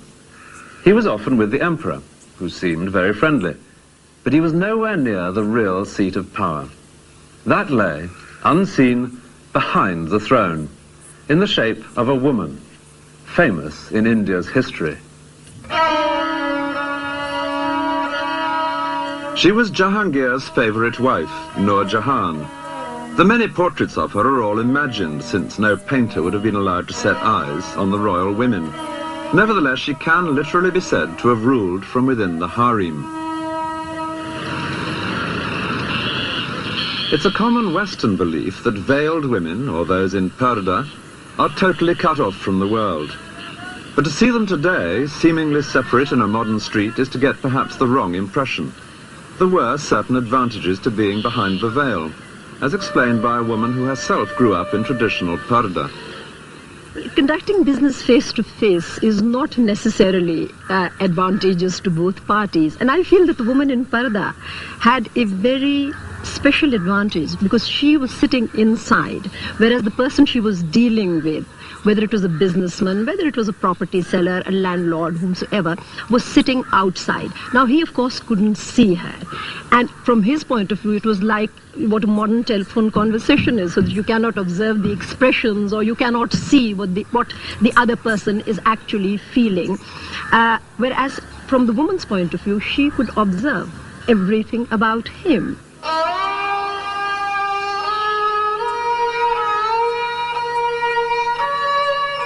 Behind every beautiful carved grille in a Mughal palace, there were attentive eyes and ears. Eunuchs would move in and out of the harem with messages and instructions. Some of the Mughal women even owned ships which traded overseas. So Jahangir's powerful wife, Nur Jahan, was not so much the exception as the best possible example of what could be achieved from behind the veil.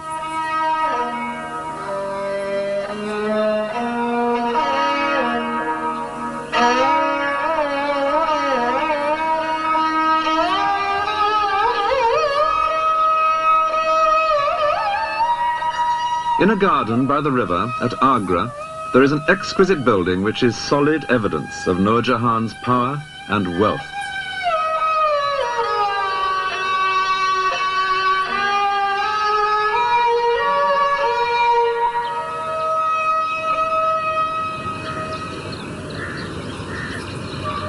This is the tomb which she built for her father. It's like a perfectly jewelled casket, but done to a monumental scale in the most exacting of crafts. The inlay, in white marble, of intricately shaped and many-coloured stones, each set in so precisely that to the touch alone you could think it an unbroken surface.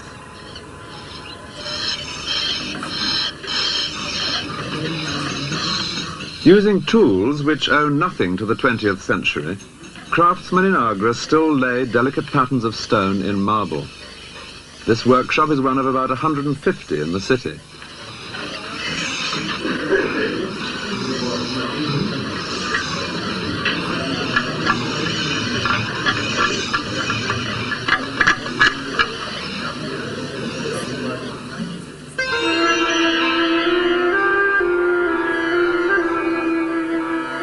The Taj Mahal, which at a distance looks pure white, is decorated all over with this kind of inlay on a massive scale.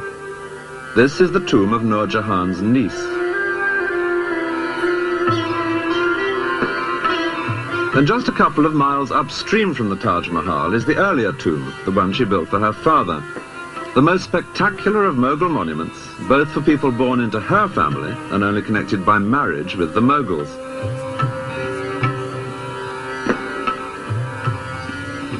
The way in which Nur Jahan's family had achieved this position makes a fascinating story. Her father, for whom she built this tomb, was an adventurer from Persia, who made such a name for himself that Jahangir appointed him chief minister. But the family's fortunes only really began when Jahangir fell in love with his chief minister's daughter, Nur Jahan. These are the sort of paintings one can still buy today in Agra's bazaar. We'll make them stand for Jahangir and Nur Jahan. They married. And when her father died, Jahangir appointed in his place, as chief minister, her brother. So already, they had things well buttoned up. The sister, behind the scenes, the brother in the council chamber. There was one very powerful member of the royal family, Jahangir's favourite son, the headstrong Shah Jahan. And they had a plan for him too. The brother had a beautiful daughter, surely the perfect bride for the prince. History would come to know her as Mumtaz Mahal, the favourite one of the palace, the beloved bride for whom Shah Jahan would later build the Taj Mahal. But now this block of power on her brother's side began to distress Nur Jahan, and she hatched a new plot. She had a daughter by a previous marriage, and she now made a favourite of an insignificant son of Jahangir's, someone she could easily dominate, and she arranged for these two to marry, thus balancing the board. One of these two princes would inherit the throne, so it was now certain that one granddaughter of the Persian adventurer must become empress. But which? Time would tell, and probably soon, because Jahangir was by now increasingly decrepit. The wild card in this pack was Jahangir's favourite son, Shah Jahan. It was he in this scene being weighed against gold. But the favours suddenly ceased when Nur Jahan turned against him, and he in retaliation was soon in open rebellion against his father and his stepmother, keeping always on the move to avoid the armies which Nur Jahan now sent out against him.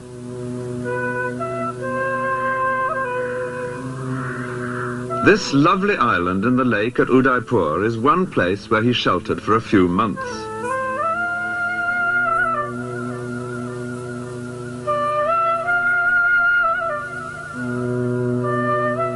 Here, to the south of the empire, he was far enough away to be safe. Yet it was also important to be within striking distance when his father died. And to add to Shah Jahan's difficulties, Jahangir was now spending more and more of his time in the extreme north. Kashmir, he had discovered, was good for his asthma, with its lakes and its cool mountain air. In the last years of his life, Jahangir came here every summer.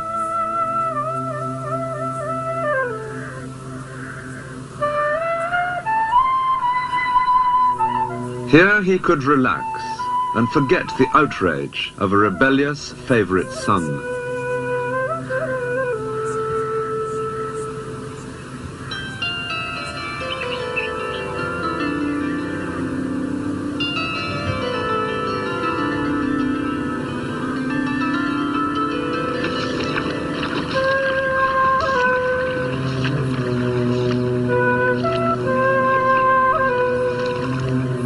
And in Kashmir, in 1627, he died.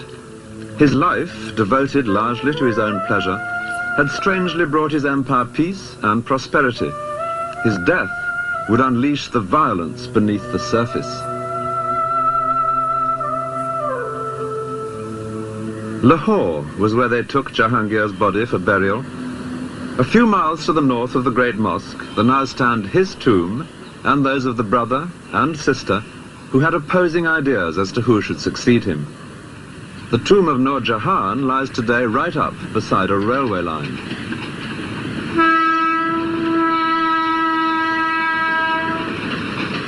And it's a line which separates the losing from the winning side. Beyond the tracks is the tomb of her brother, Asaf Khan. and it is he who lies close to the tomb of Jahangir himself, for it was his side of the family which won in the fight for the succession. In this final struggle, Nur Jahan's position as a woman, ruling from inside the harem, did at last prove a crippling disadvantage. Her brother was able to rally the other noblemen at court, all of them soldiers like himself, to support his son-in-law, Shah Jahan. And he could seal his sister off in the harem, blocking her chain of command to the outside world. Shah Jahan himself was miles away, far to the south of Agra. But here in Lahore, Asaf Khan now declared him emperor. Eventually, a message of warm approval was received from Shah Jahan, and in it he said that it might be a wise precaution if his male relations were to be, in his delicate phrase, sent out of this world. Asaf Khan took the hint and killed not only the rival prince, Nur Jahan's son-in-law, but 2 nephews and 2 cousins of the new emperor. It was the first time there'd been murders within the imperial family. But Shah Jahan's cruel example was to be often quoted and ruthlessly imitated by his descendants. Meanwhile, Nur Jahan herself was left unmolested, no doubt because everyone knew she was at last powerless and harmless. Shah Jahan gave her a handsome pension, and she busied herself with the second great tomb she had created. It's less delicate than the jewel of a tomb she built for her father in Agra, except where it really matters, inside. In the marble coffin chamber at the heart of the tomb, Nur Jahan provided the most exquisite of monuments to her husband, the indulgent emperor who had made possible her extraordinary career. The inlay of semi-precious stones in marble was a style introduced in Jahangir's reign. On his tomb, it achieves perfection. White marble, supremely worked, was to be the hallmark of the reign of his son, Shah Jahan. But while the surface of Mughal court life was approaching its most brilliant era, so were the internal cracks appearing which would bring the edifice tumbling down.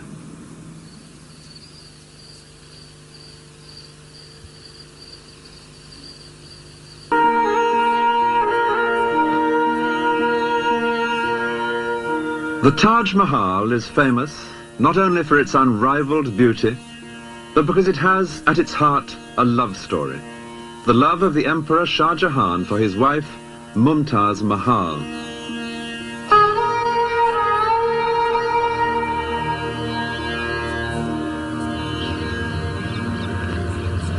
Just 3 years before the tragedy which caused the Taj Mahal to be built, there had been a joyful family reunion here in the Red Fort at Agra between Shah Jahan, Mumtaz Mahal and 2 of their children. The family was exceptionally close.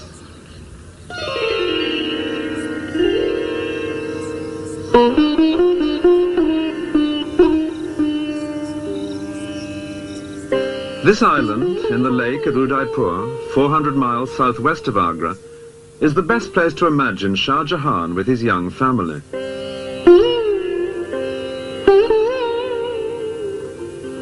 And from their life together here, one can understand something of why he was so attached to his wife that nothing less than the Taj Mahal would do as her monument.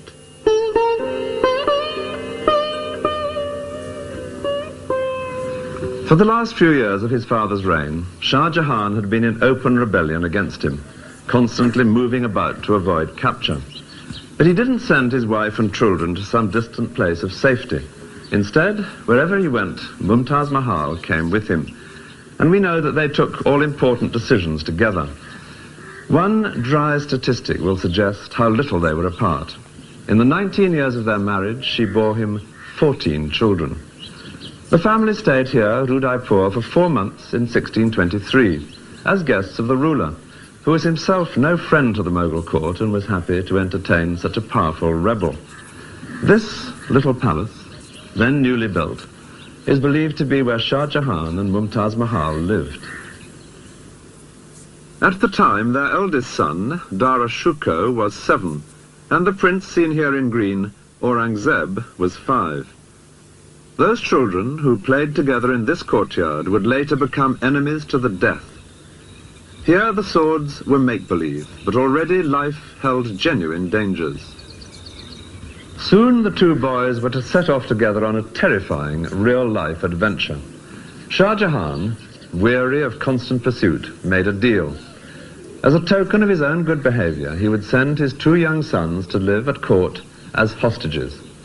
So for 2 years, they were separated from their parents, who prudently remained well out of reach, far from the center of things. Then Jahangir died. Shah Jahan moved swiftly north to seize the throne, and he and Mumtaz Mahal were securely established in the Red Fort at Agra when the two boys arrived for that family reunion. All seemed to have come out perfectly after their times together of hardship and danger. But the new emperor had only 3 years in which to enjoy his good fortune. His wife died, giving birth to their 14th child. Shah Jahan was desolate. He gave up his gorgeous clothes and jewels and consoled himself only in the great task of keeping at least her name alive for countless generations to come.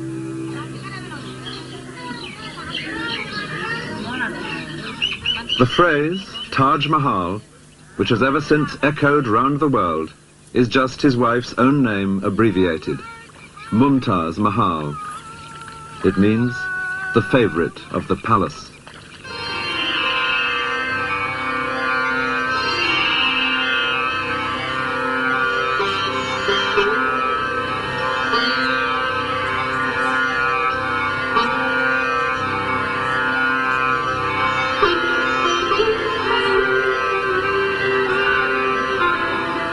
The Taj has always been a holy place, a Muslim shrine for pilgrimage and prayer. But it is also a place of pride and affection for all the people of India, the best possible choice for an outing with all its attendant pleasures.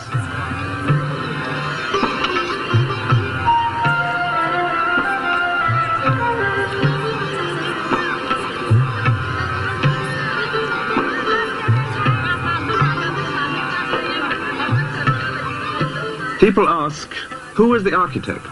Apparently no one.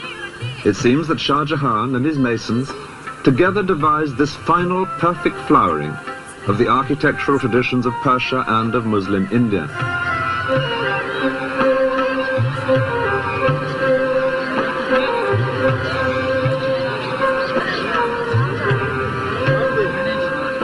Shah Jahan now increasingly devoted himself to architecture, not only in the Taj itself, but in many other projects.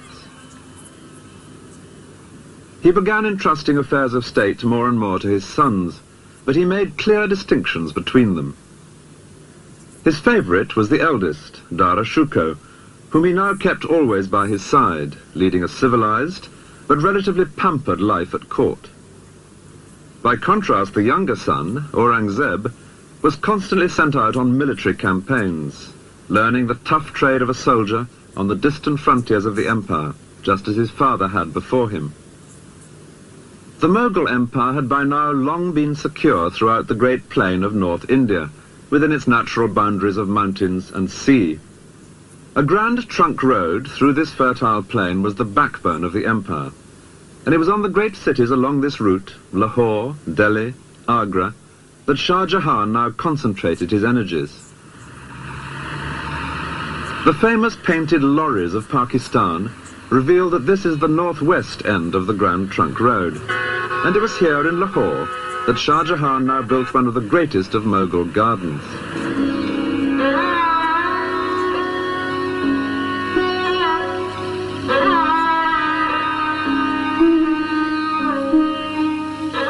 The Shalimar Bagh suggests perfectly one very Mughal concept of earthly pleasure, the soothing delights of water.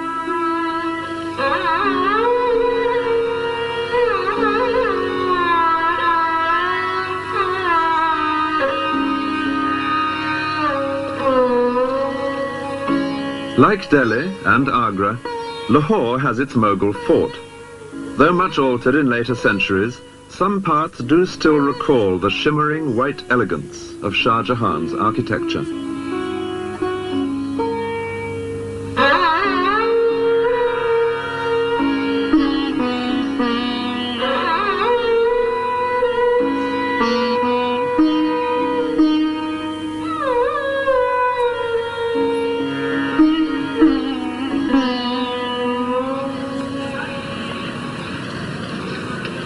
In Delhi, the next important place moving southwest along the Grand Trunk Road, Shah Jahan created from scratch a bustling city as well as a fort.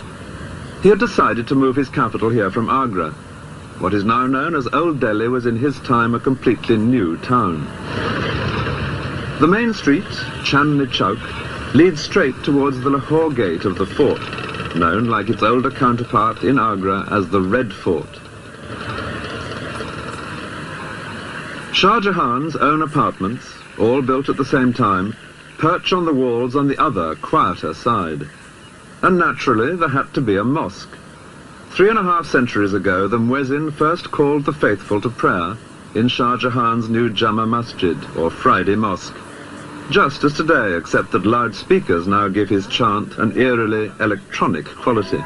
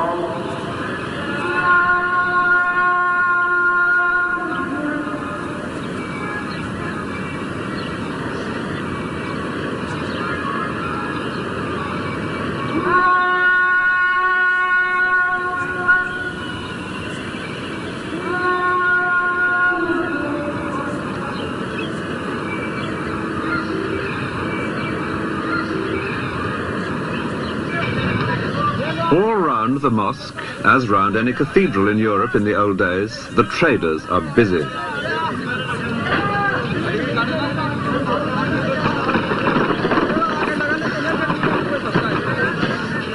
This is the market for cereals and spices. There's no space here for four-legged beasts of burden.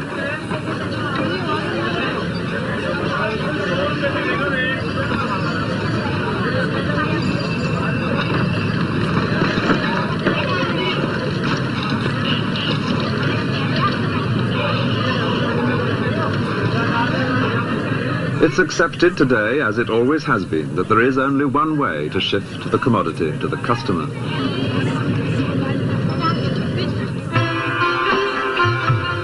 At Agra, too, the Red Fort had much benefited from Shah Jahan's passion for architecture. Within the red sandstone walls built by his grandfather, he had added his own characteristic white marble mosque and pavilions. And because the fort here has been less altered than in Delhi, this is the best place to imagine the emperor's daily life. From his private quarters here, looking east, the sun rises behind the Taj Mahal.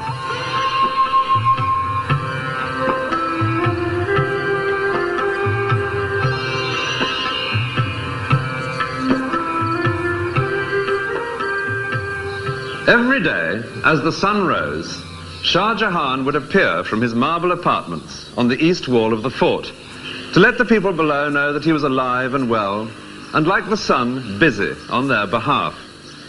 It was his grandfather Akbar who had first timed this daily appearance to coincide with the rise of the sun. But both he and Jahangir then went back to bed for a couple more hours of sleep. Shah Jahan was made of sterner stuff. Reached by a steep and narrow staircase, behind his apartments, there is a mosque, probably the smallest in the world.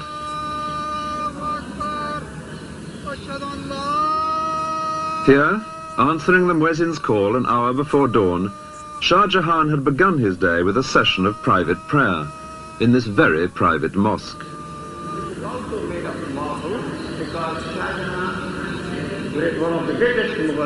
Meanwhile, his superb hall of public audience was filling up with those who had any business that day with the emperor. Here, a little before 8, to the sound of hidden drums and trumpets, he would appear in his throne alcove, seated on his famous peacock throne. And the Emperor Shah Jahan used to ride a peacock throne, which was made of diamonds and gills.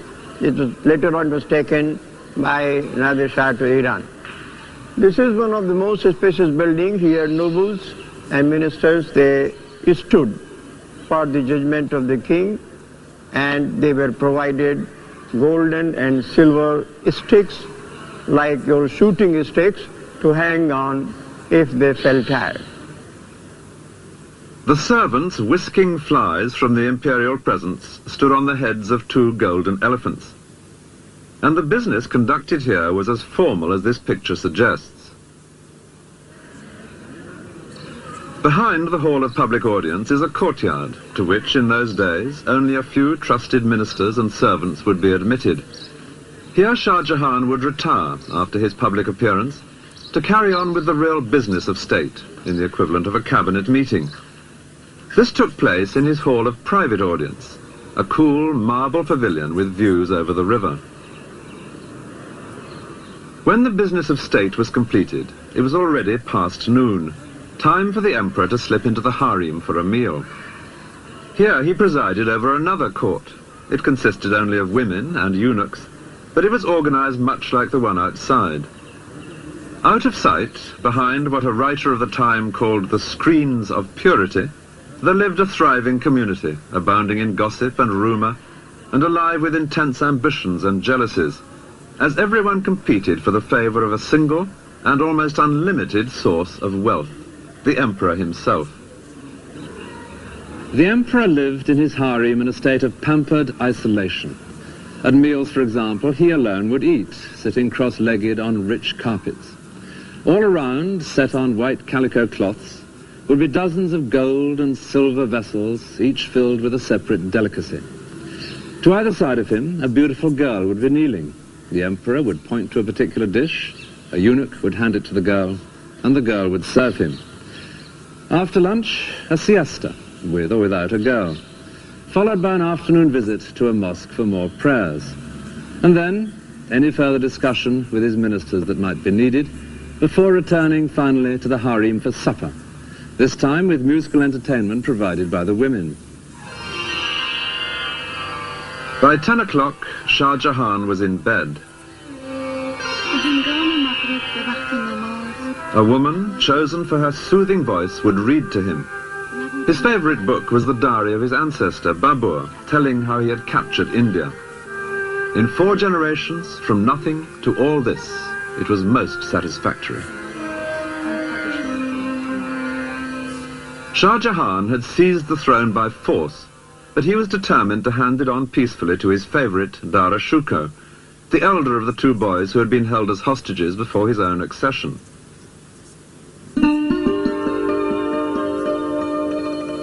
These beautiful paintings are from an album which Dara Shikoh gave to his bride when he was 25, and they are typical of the man. He loved the arts and literature. Indeed, he had become by now one of the most civilized members of his dynasty.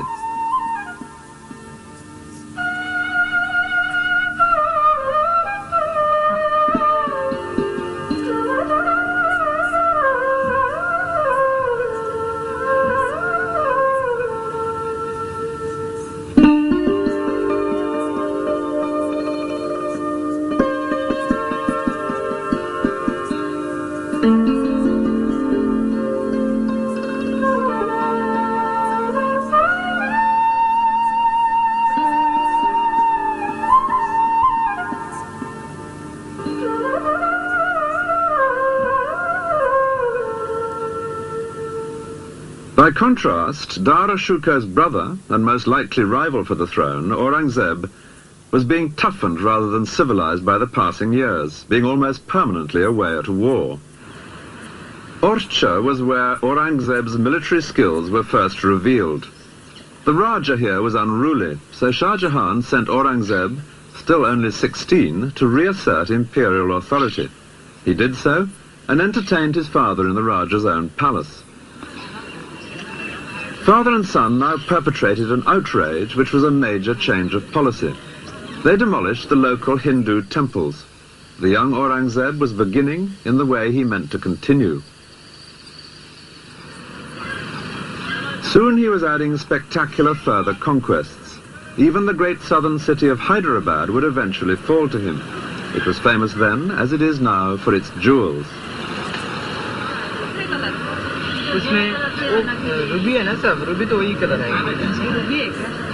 Much wealth was sent from here to the Mughal court, and Aurangzeb should have been able to expect gratitude from his father.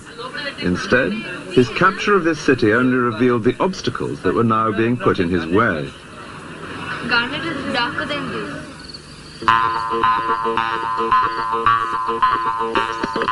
5 miles from the city is the fort of Golconda, the stronghold of the royal family of Hyderabad. It was here, to escape from Aurangzeb, that they now retreated. For if he had been able to capture them, then their kingdom, and not just their jewels, would have fallen to the Mughal Empire. The size of this place is astonishing. This courtyard is already halfway up inside the fort, but there's still all that rocky way to go before you reach the small palace at the top, where the royal family had taken refuge. Even from here it looks almost impossible to winkle them out. And yet it seems that Aurangzeb had a good chance of doing so. And it was that news, when it reached the ears of Dara Shikoh in the court at Delhi, which caused the trouble. He wasn't going to have his ambitious younger brother scoring a success on this scale. Admittedly, there were agents from here offering him bribes to intercede on Golconda's behalf, and he did take their money. But he could honestly claim that it didn't influence his decision. His interests and theirs already exactly coincided. So he persuaded his father, the emperor, to command Aurangzeb, who had in his sights a possible great victory for the Mughal Empire, to withdraw his forces. It was exactly the sort of frustration to fuel Aurangzeb's leaping ambition. The crisis came when Shah Jahan fell ill in the following year, 1657, and temporarily handed over the business of government to Dara Shikoh. But Aurangzeb and another younger brother doubted whether the arrangement would be temporary. They decided to move. Dara Shikoh was at the center of the empire in Delhi. The younger brother, Murad Baksh, was campaigning in the southwest. He now proclaimed himself emperor and set off north with his army. Aurangzeb, further south, was more canny. No mention of being emperor. He merely said he would help his brother to free his father from the treacherous Dara Shikoh.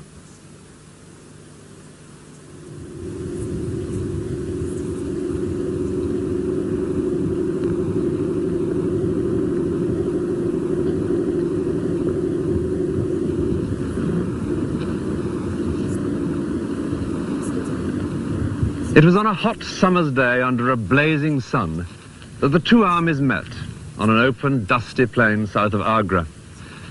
On one side, the somewhat scruffy joint forces of the two younger brothers, unglamorous to look at, but their men hardened in distant campaigns.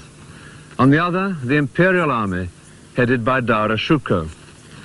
An eyewitness has left an account of his magnificent force as it moved out from Agra. Ranks of elephants in immaculate shining armor, squadrons of cavalry with gleaming lances. But the same account goes on to say that most of those soldiers were not very fierce, being barbers, blacksmiths, butchers, carpenters, tailors and such like. A peacetime army under a peacetime general. The midday sun was so hot that men's skin was blistered by their armor. In spite of the barbers and the tailors, it was quite a close-fought battle, but in the end it was Dara Shikoh who turned and fled back to Agra. He stopped just long enough to collect his family and a few favorite slave girls and set off with them on fresh elephants to Delhi. And with that ignominious flight by the intended heir to the throne, the tide turned towards his younger brother, Aurangzeb. It was 2 days later that Aurangzeb and his victorious army arrived outside the Red Fort in Agra, where his father, Shah Jahan, waited, his plans for the inheritance in ruins. Any negotiations here in the fort would be without Prince Murad, who had been badly wounded in the battle. Shah Jahan opened the matter by sending a sword of honor to Aurangzeb with an invitation to visit him. Aurangzeb replied that he would only do so if his father handed over the fort to Aurangzeb's men. Shah Jahan declined, whereupon Aurangzeb laid siege to his father. Cannon fire didn't achieve much against these great walls. Sealing off the water supply proved more effective. After 3 days, Shah Jahan surrendered. Aurangzeb never came in to see his father, and Shah Jahan would never again leave this fort. This beautiful tower became his prison, and his life here was made steadily more bleak. Even his jewels were removed by the servants of his grasping son. All that he managed to keep with considerable difficulty was his pearl praying beads. There was plenty of time now for prayer, and he became, in the way perhaps of old men in adversity, increasingly devout. For the fifth of the great Mughals, the imperial days were over. There were some consolations. He did have a devoted daughter to look after him. There was comfort in the Quran. And he was allowed to stay here in his private apartments, with their beautiful view made infinitely more so by the great monument which he himself had created to his wife, and to happier days, when she was alive and their sons were busy only with nursery battles, instead of the fight to the death on which they would now embark.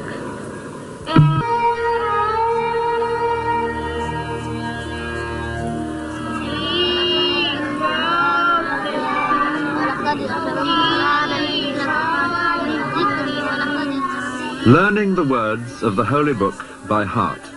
In many societies, the basis of religious education. These are children in a mosque in India.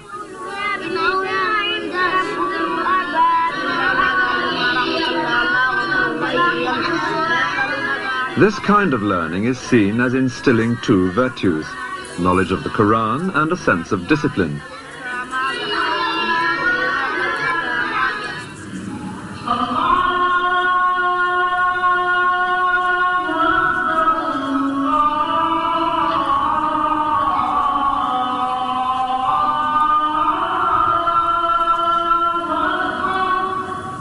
Adults now in the mosque at Lahore. The sense of discipline in a shared belief and cause strikes anyone who attends the Friday service in a mosque. It was a mood which would be put to political use by the last of the great Mughals, Aurangzeb. Aurangzeb was unusual among the great Mughals in being painted kneeling at his prayers. His ancestors had preferred not to draw attention to any being superior to themselves, but he saw himself as a humble warrior in the service of Islam. The word means submission to the will of God. When Aurangzeb was a young man, many Muslims in India felt a sense of grievance against his family. The Mughal Empire had been stabilized largely by involving the Hindus. Under Aurangzeb, the frontiers would be vastly extended, and he himself would spend much of his life fighting in the south. But his most passionate aim was to turn India into a more orthodox Islamic state. Violence between the two great communities of India, Hindus and Muslims, is nothing new. The tragic events of 1947, when India and Pakistan became independent countries, were merely the most extreme example. The question of how far the ruling Muslim minority should tolerate the pagan practices of the Hindus was an important one in Aurangzeb's youth, when he was just one of several rival princes. The natural heir to the throne, Dara Shikoh, profoundly disagreed with his younger brother Aurangzeb. He believed in encouraging all religions equally, which Aurangzeb considered heresy.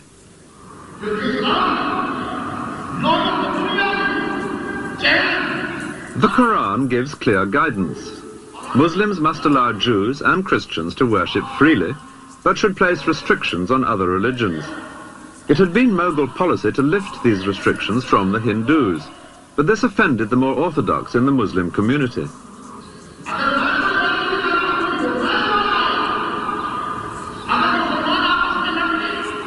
It was this indignation, felt by many of the Muslims, which Aurangzeb would use in his struggle for the throne. His family had betrayed the faithful. He would defend the faith. There were three people with cause for complaint when Aurangzeb declared himself emperor in 1658. One was his father, Shah Jahan, the rightful emperor, whom Aurangzeb had captured and imprisoned. Another was Dara Shikoh. Shah Jahan's favourite and his intended heir. And then there was a younger brother, Murad Bakhsh, whom Aurangzeb had once proclaimed as the prince who should succeed, instead of the heretic Dara Shukar. When it finally came to a pitched battle, Dara Shukar was defeated by the combined armies of his younger brothers. And from that moment, Aurangzeb, seen here in green, systematically set about removing each of these three living obstacles to his own rule. His immediate concern was his elder brother. Dara Shukar had fled from the battlefield on his elephant. With his father's blessing, he had then ridden fast to seize the imperial treasure.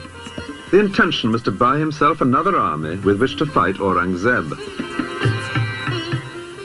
The first stop was Shah Jahan's new fort at Delhi.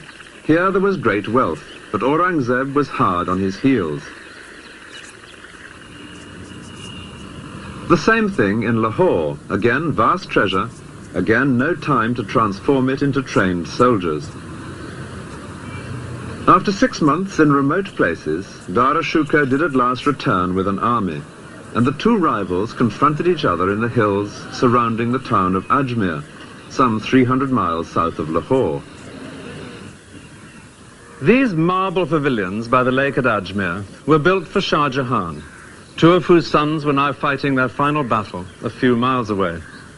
And on the day of that battle, there could be seen here a strange assembly of elephants, women and children, eunuchs, all nervously waiting. They were Dara Shukar's harem with the remains of his treasure. They were ready to set off at a moment's notice because he told them that if he lost the battle, he would join them here so that they could flee together into the desert to escape his murderous brother. Well, he did lose the battle, and in the chaos he managed to miss even this vital rendezvous. The women and the eunuchs waited here as long as they could, and then fled without him. Miraculously, they managed to join up with him a few weeks later, but ahead lay an ultimate betrayal. Shah Jahan had sentenced a local ruler to be trampled to death by elephants, and Dara Shukar had saved the man's life, pleading the special influence of a favourite son to ask for pardon. Now surely was the time to call in old debts. Dara and his family arrived in the man's territory. For a few days, they were royally entertained. And then, most treacherously, Dara Shukar and his 15-year-old son were seized. The ruler had decided where his best advantage lay. An elephant set off north with a closed howdah, bearing Dara Shukar and his young son as prisoners. Their destination, Delhi and Aurangzeb. Today's old town in Delhi was then new. It had been recently built, close to the Red Fort by Shah Jahan. It was here that Aurangzeb now organized a charade to humiliate his elder brother. It very nearly misfired. At this sort of height above the street, Dara Shukar and his young son were paraded through Old Delhi. They were dressed in rags, smeared with dirt, and seated on a skinny female elephant. The people of Delhi were supposed to jeer, but they didn't. Dara Shukar had been a generous and popular prince. There was resentment at his humiliation, and that gave added urgency to the next stage of Aurangzeb's plan. Learned and holy men play an important part in the legal system of Islam, and Aurangzeb now set up a committee of such people to advise on the fate of his brother, whom he described as the chief of the atheists. The holy men, after due consideration, recommended death. Aurangzeb then let it be known that he himself would have preferred exile for his brother, but he bowed to religious authority, and the deed was soon done.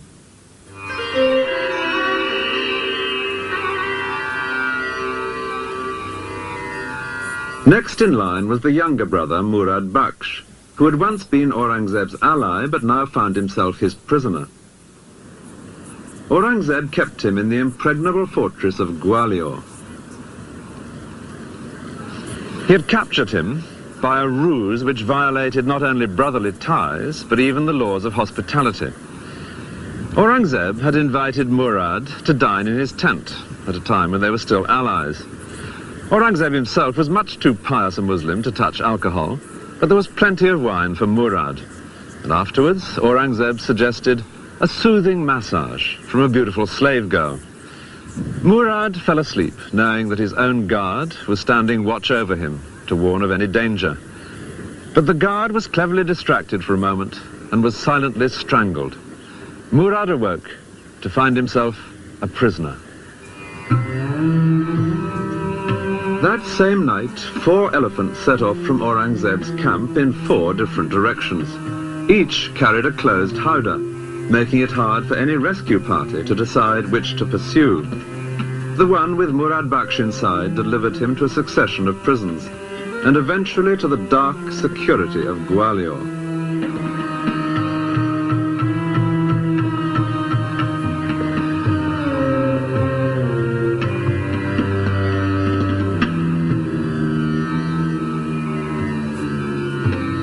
It was not enough for Aurangzeb to keep Murad prisoner, however secure he might be deep in the dungeons at Gwalior. He wanted him dead, and he achieved that by a piece of hypocrisy that was typical of the man.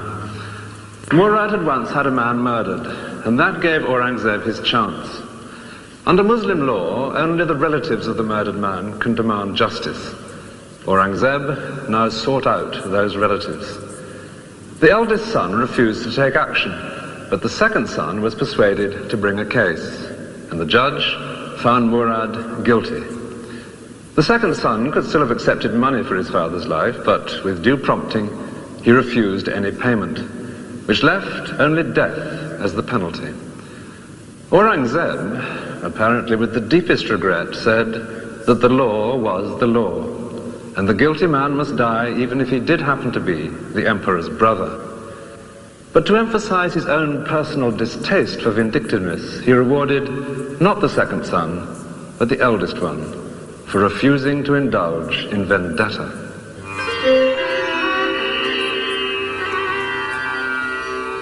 Only one man living could now deny Aurangzeb's claim to the throne, the prisoner in the Red Fort at Agra, Shah Jahan. Even Aurangzeb couldn't kill his father. He left that to time. And after 8 years, the old man died. A boat brought him to his final reunion. For 8 years, he had gazed from his marble cell at his most astonishing creation, and never once been allowed to visit his wife's tomb. Now his body was brought the mile or so down the river from the fort to the Taj, to lie once again beside Mumtaz Mahal, beneath the very center of that superb dome.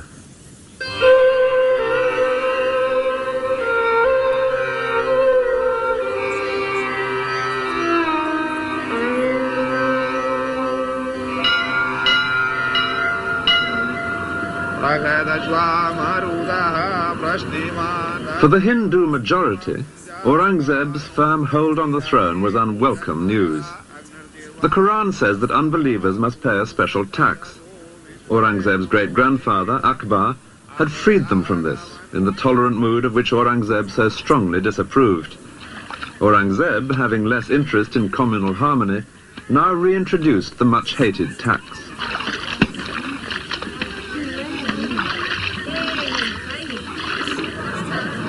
It was in the ancient and powerful Hindu city of Jodhpur that opposition to Aurangzeb first came to a head.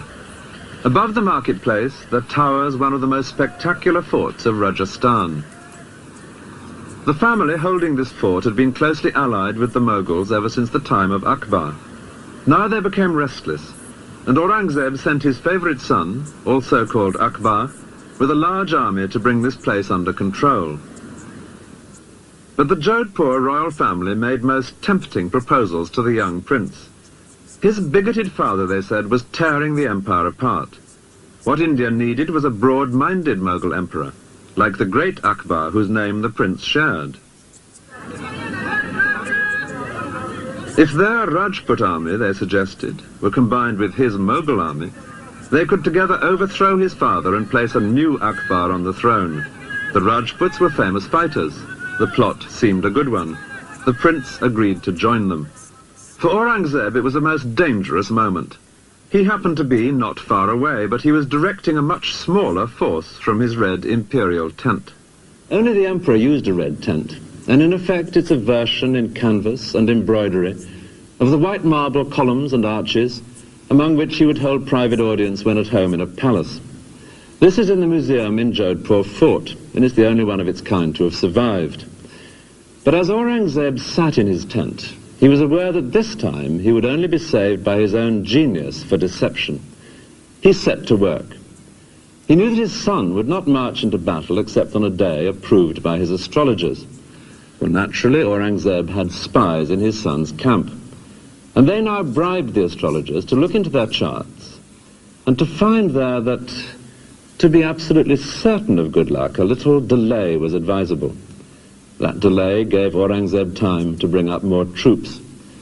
Even so, he couldn't match the combined force of his son's army and the Rajputs, but he had another age-old trick up his sleeve.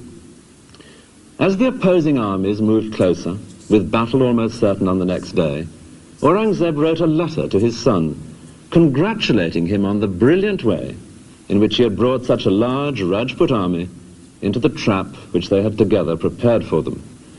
The letter was smuggled into his son's camp, and it was arranged for it to fall into Rajput hands. Overnight, the Rajput army vanished, and when that was discovered, young Akbar fled as well. His father was not the man to be so easily toppled. The area into which Akbar headed was the wild mountainous region south of the Mughal Empire, known as the Deccan. This was the part of India which successive Mughal emperors had found most difficult to subdue. The reason was simple, but not simple enough to deter Aurangzeb. This was perfect terrain for any guerrilla force, striking unexpectedly at a conventional army and then vanishing. And during Aurangzeb's reign, a ruler had emerged here who was a classic leader of guerrillas. His statue can be found today in many Indian towns, because he became, in our own century, a symbol of how Hindus could drive out oppressors, by implication the British. His name was Shivaji, and his successes, according to one Indian historian, proved that the Hindu race can build a nation. The countryside inland from Bombay is dotted with forts, which Shivaji captured and held, such as this one at Panhala. This dramatic figure in Panhala suggests very well what Shivaji came to stand for. It's a modern statue of one of the generals who fought with him against Aurangzeb, but its spirit of bravado, like something from a child's book of legends, is exactly in keeping with Shivaji's own image. He came to seem almost like Robin Hood, mercilessly teasing and baiting the much more powerful Mughals in exploits which were often positively cheeky. Once he and his men cut a hole in the outer fence of a Mughal camp and made their way right to its centre, in among the general's harem, killing many of his attendants before slipping away again.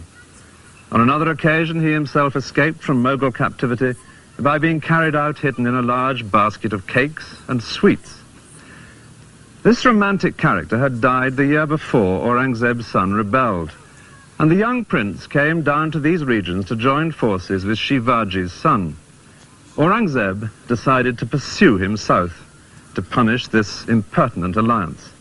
It was to be a turning point, not only in the reign, but even in the history of the entire Mughal Empire itself.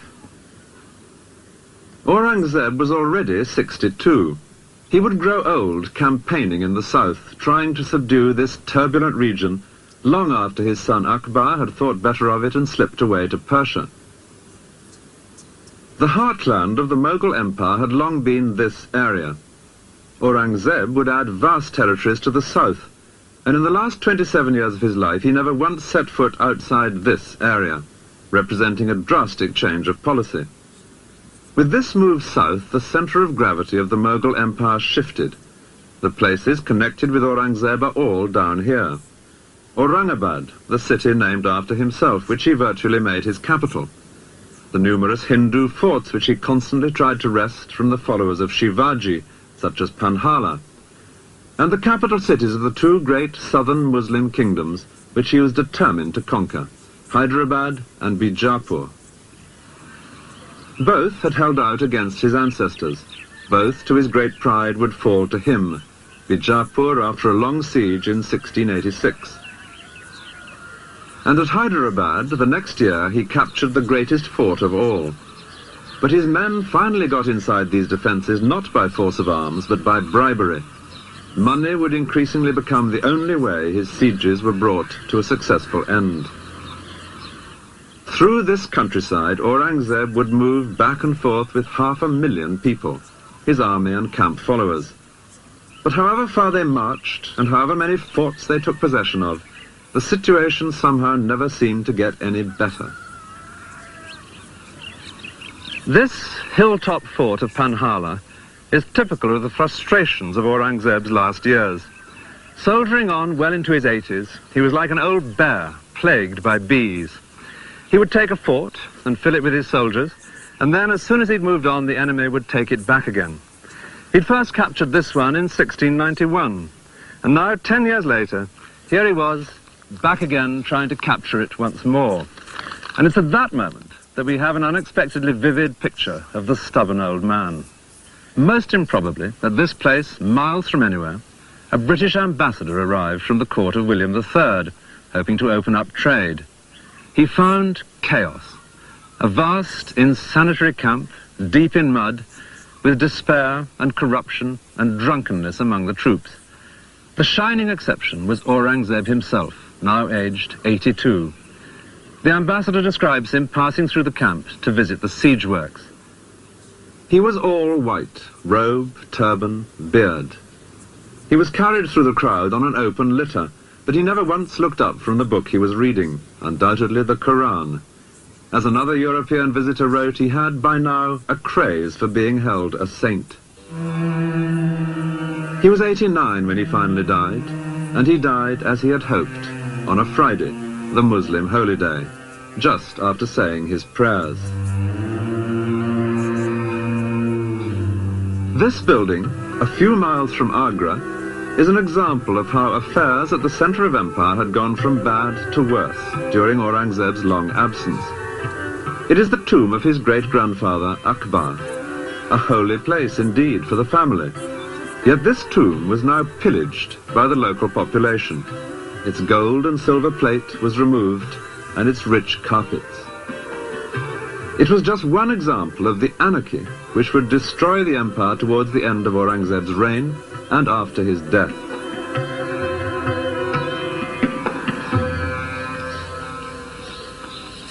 Aurangzeb's own grave could hardly provide a greater contrast.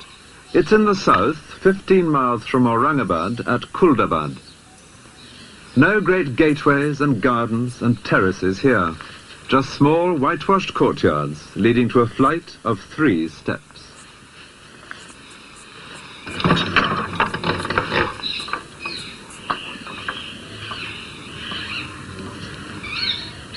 This is all that Aurangzeb's tomb consists of. A space the size of a small room and a bare patch of earth open to the sky. Exactly in keeping with what the Quran specifies and with his own image that he had always liked to project, that of a simple Muslim, just one of life's pilgrims. But in another way, this cramped space symbolizes the poverty of mind he had brought to the more generous tradition of his ancestors. With their flamboyant ability to enlist everyone's talents, Hindus and Muslims alike, in their cause, an idea which had once amply justified that resounding phrase, the great Mughals. This grave fulfills a very precise religious requirement, but it was very different from what India had come to expect of her emperors. The 6th great Mughal was dead, and the empire dead with him.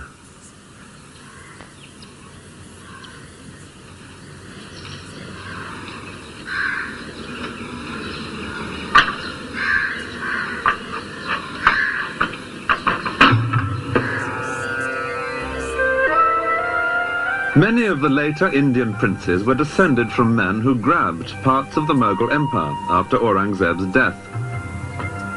It was in the resulting chaos that the British stepped in, just as the Mughals had 3 centuries earlier. Aurangzeb's descendants were still officially emperors, though increasingly powerless, until at last the imperial title was transferred to Queen Victoria. The British Raj certainly had its own moments of splendour, in a tradition of pomp and ceremony which continued right up to the end of empire in 1947.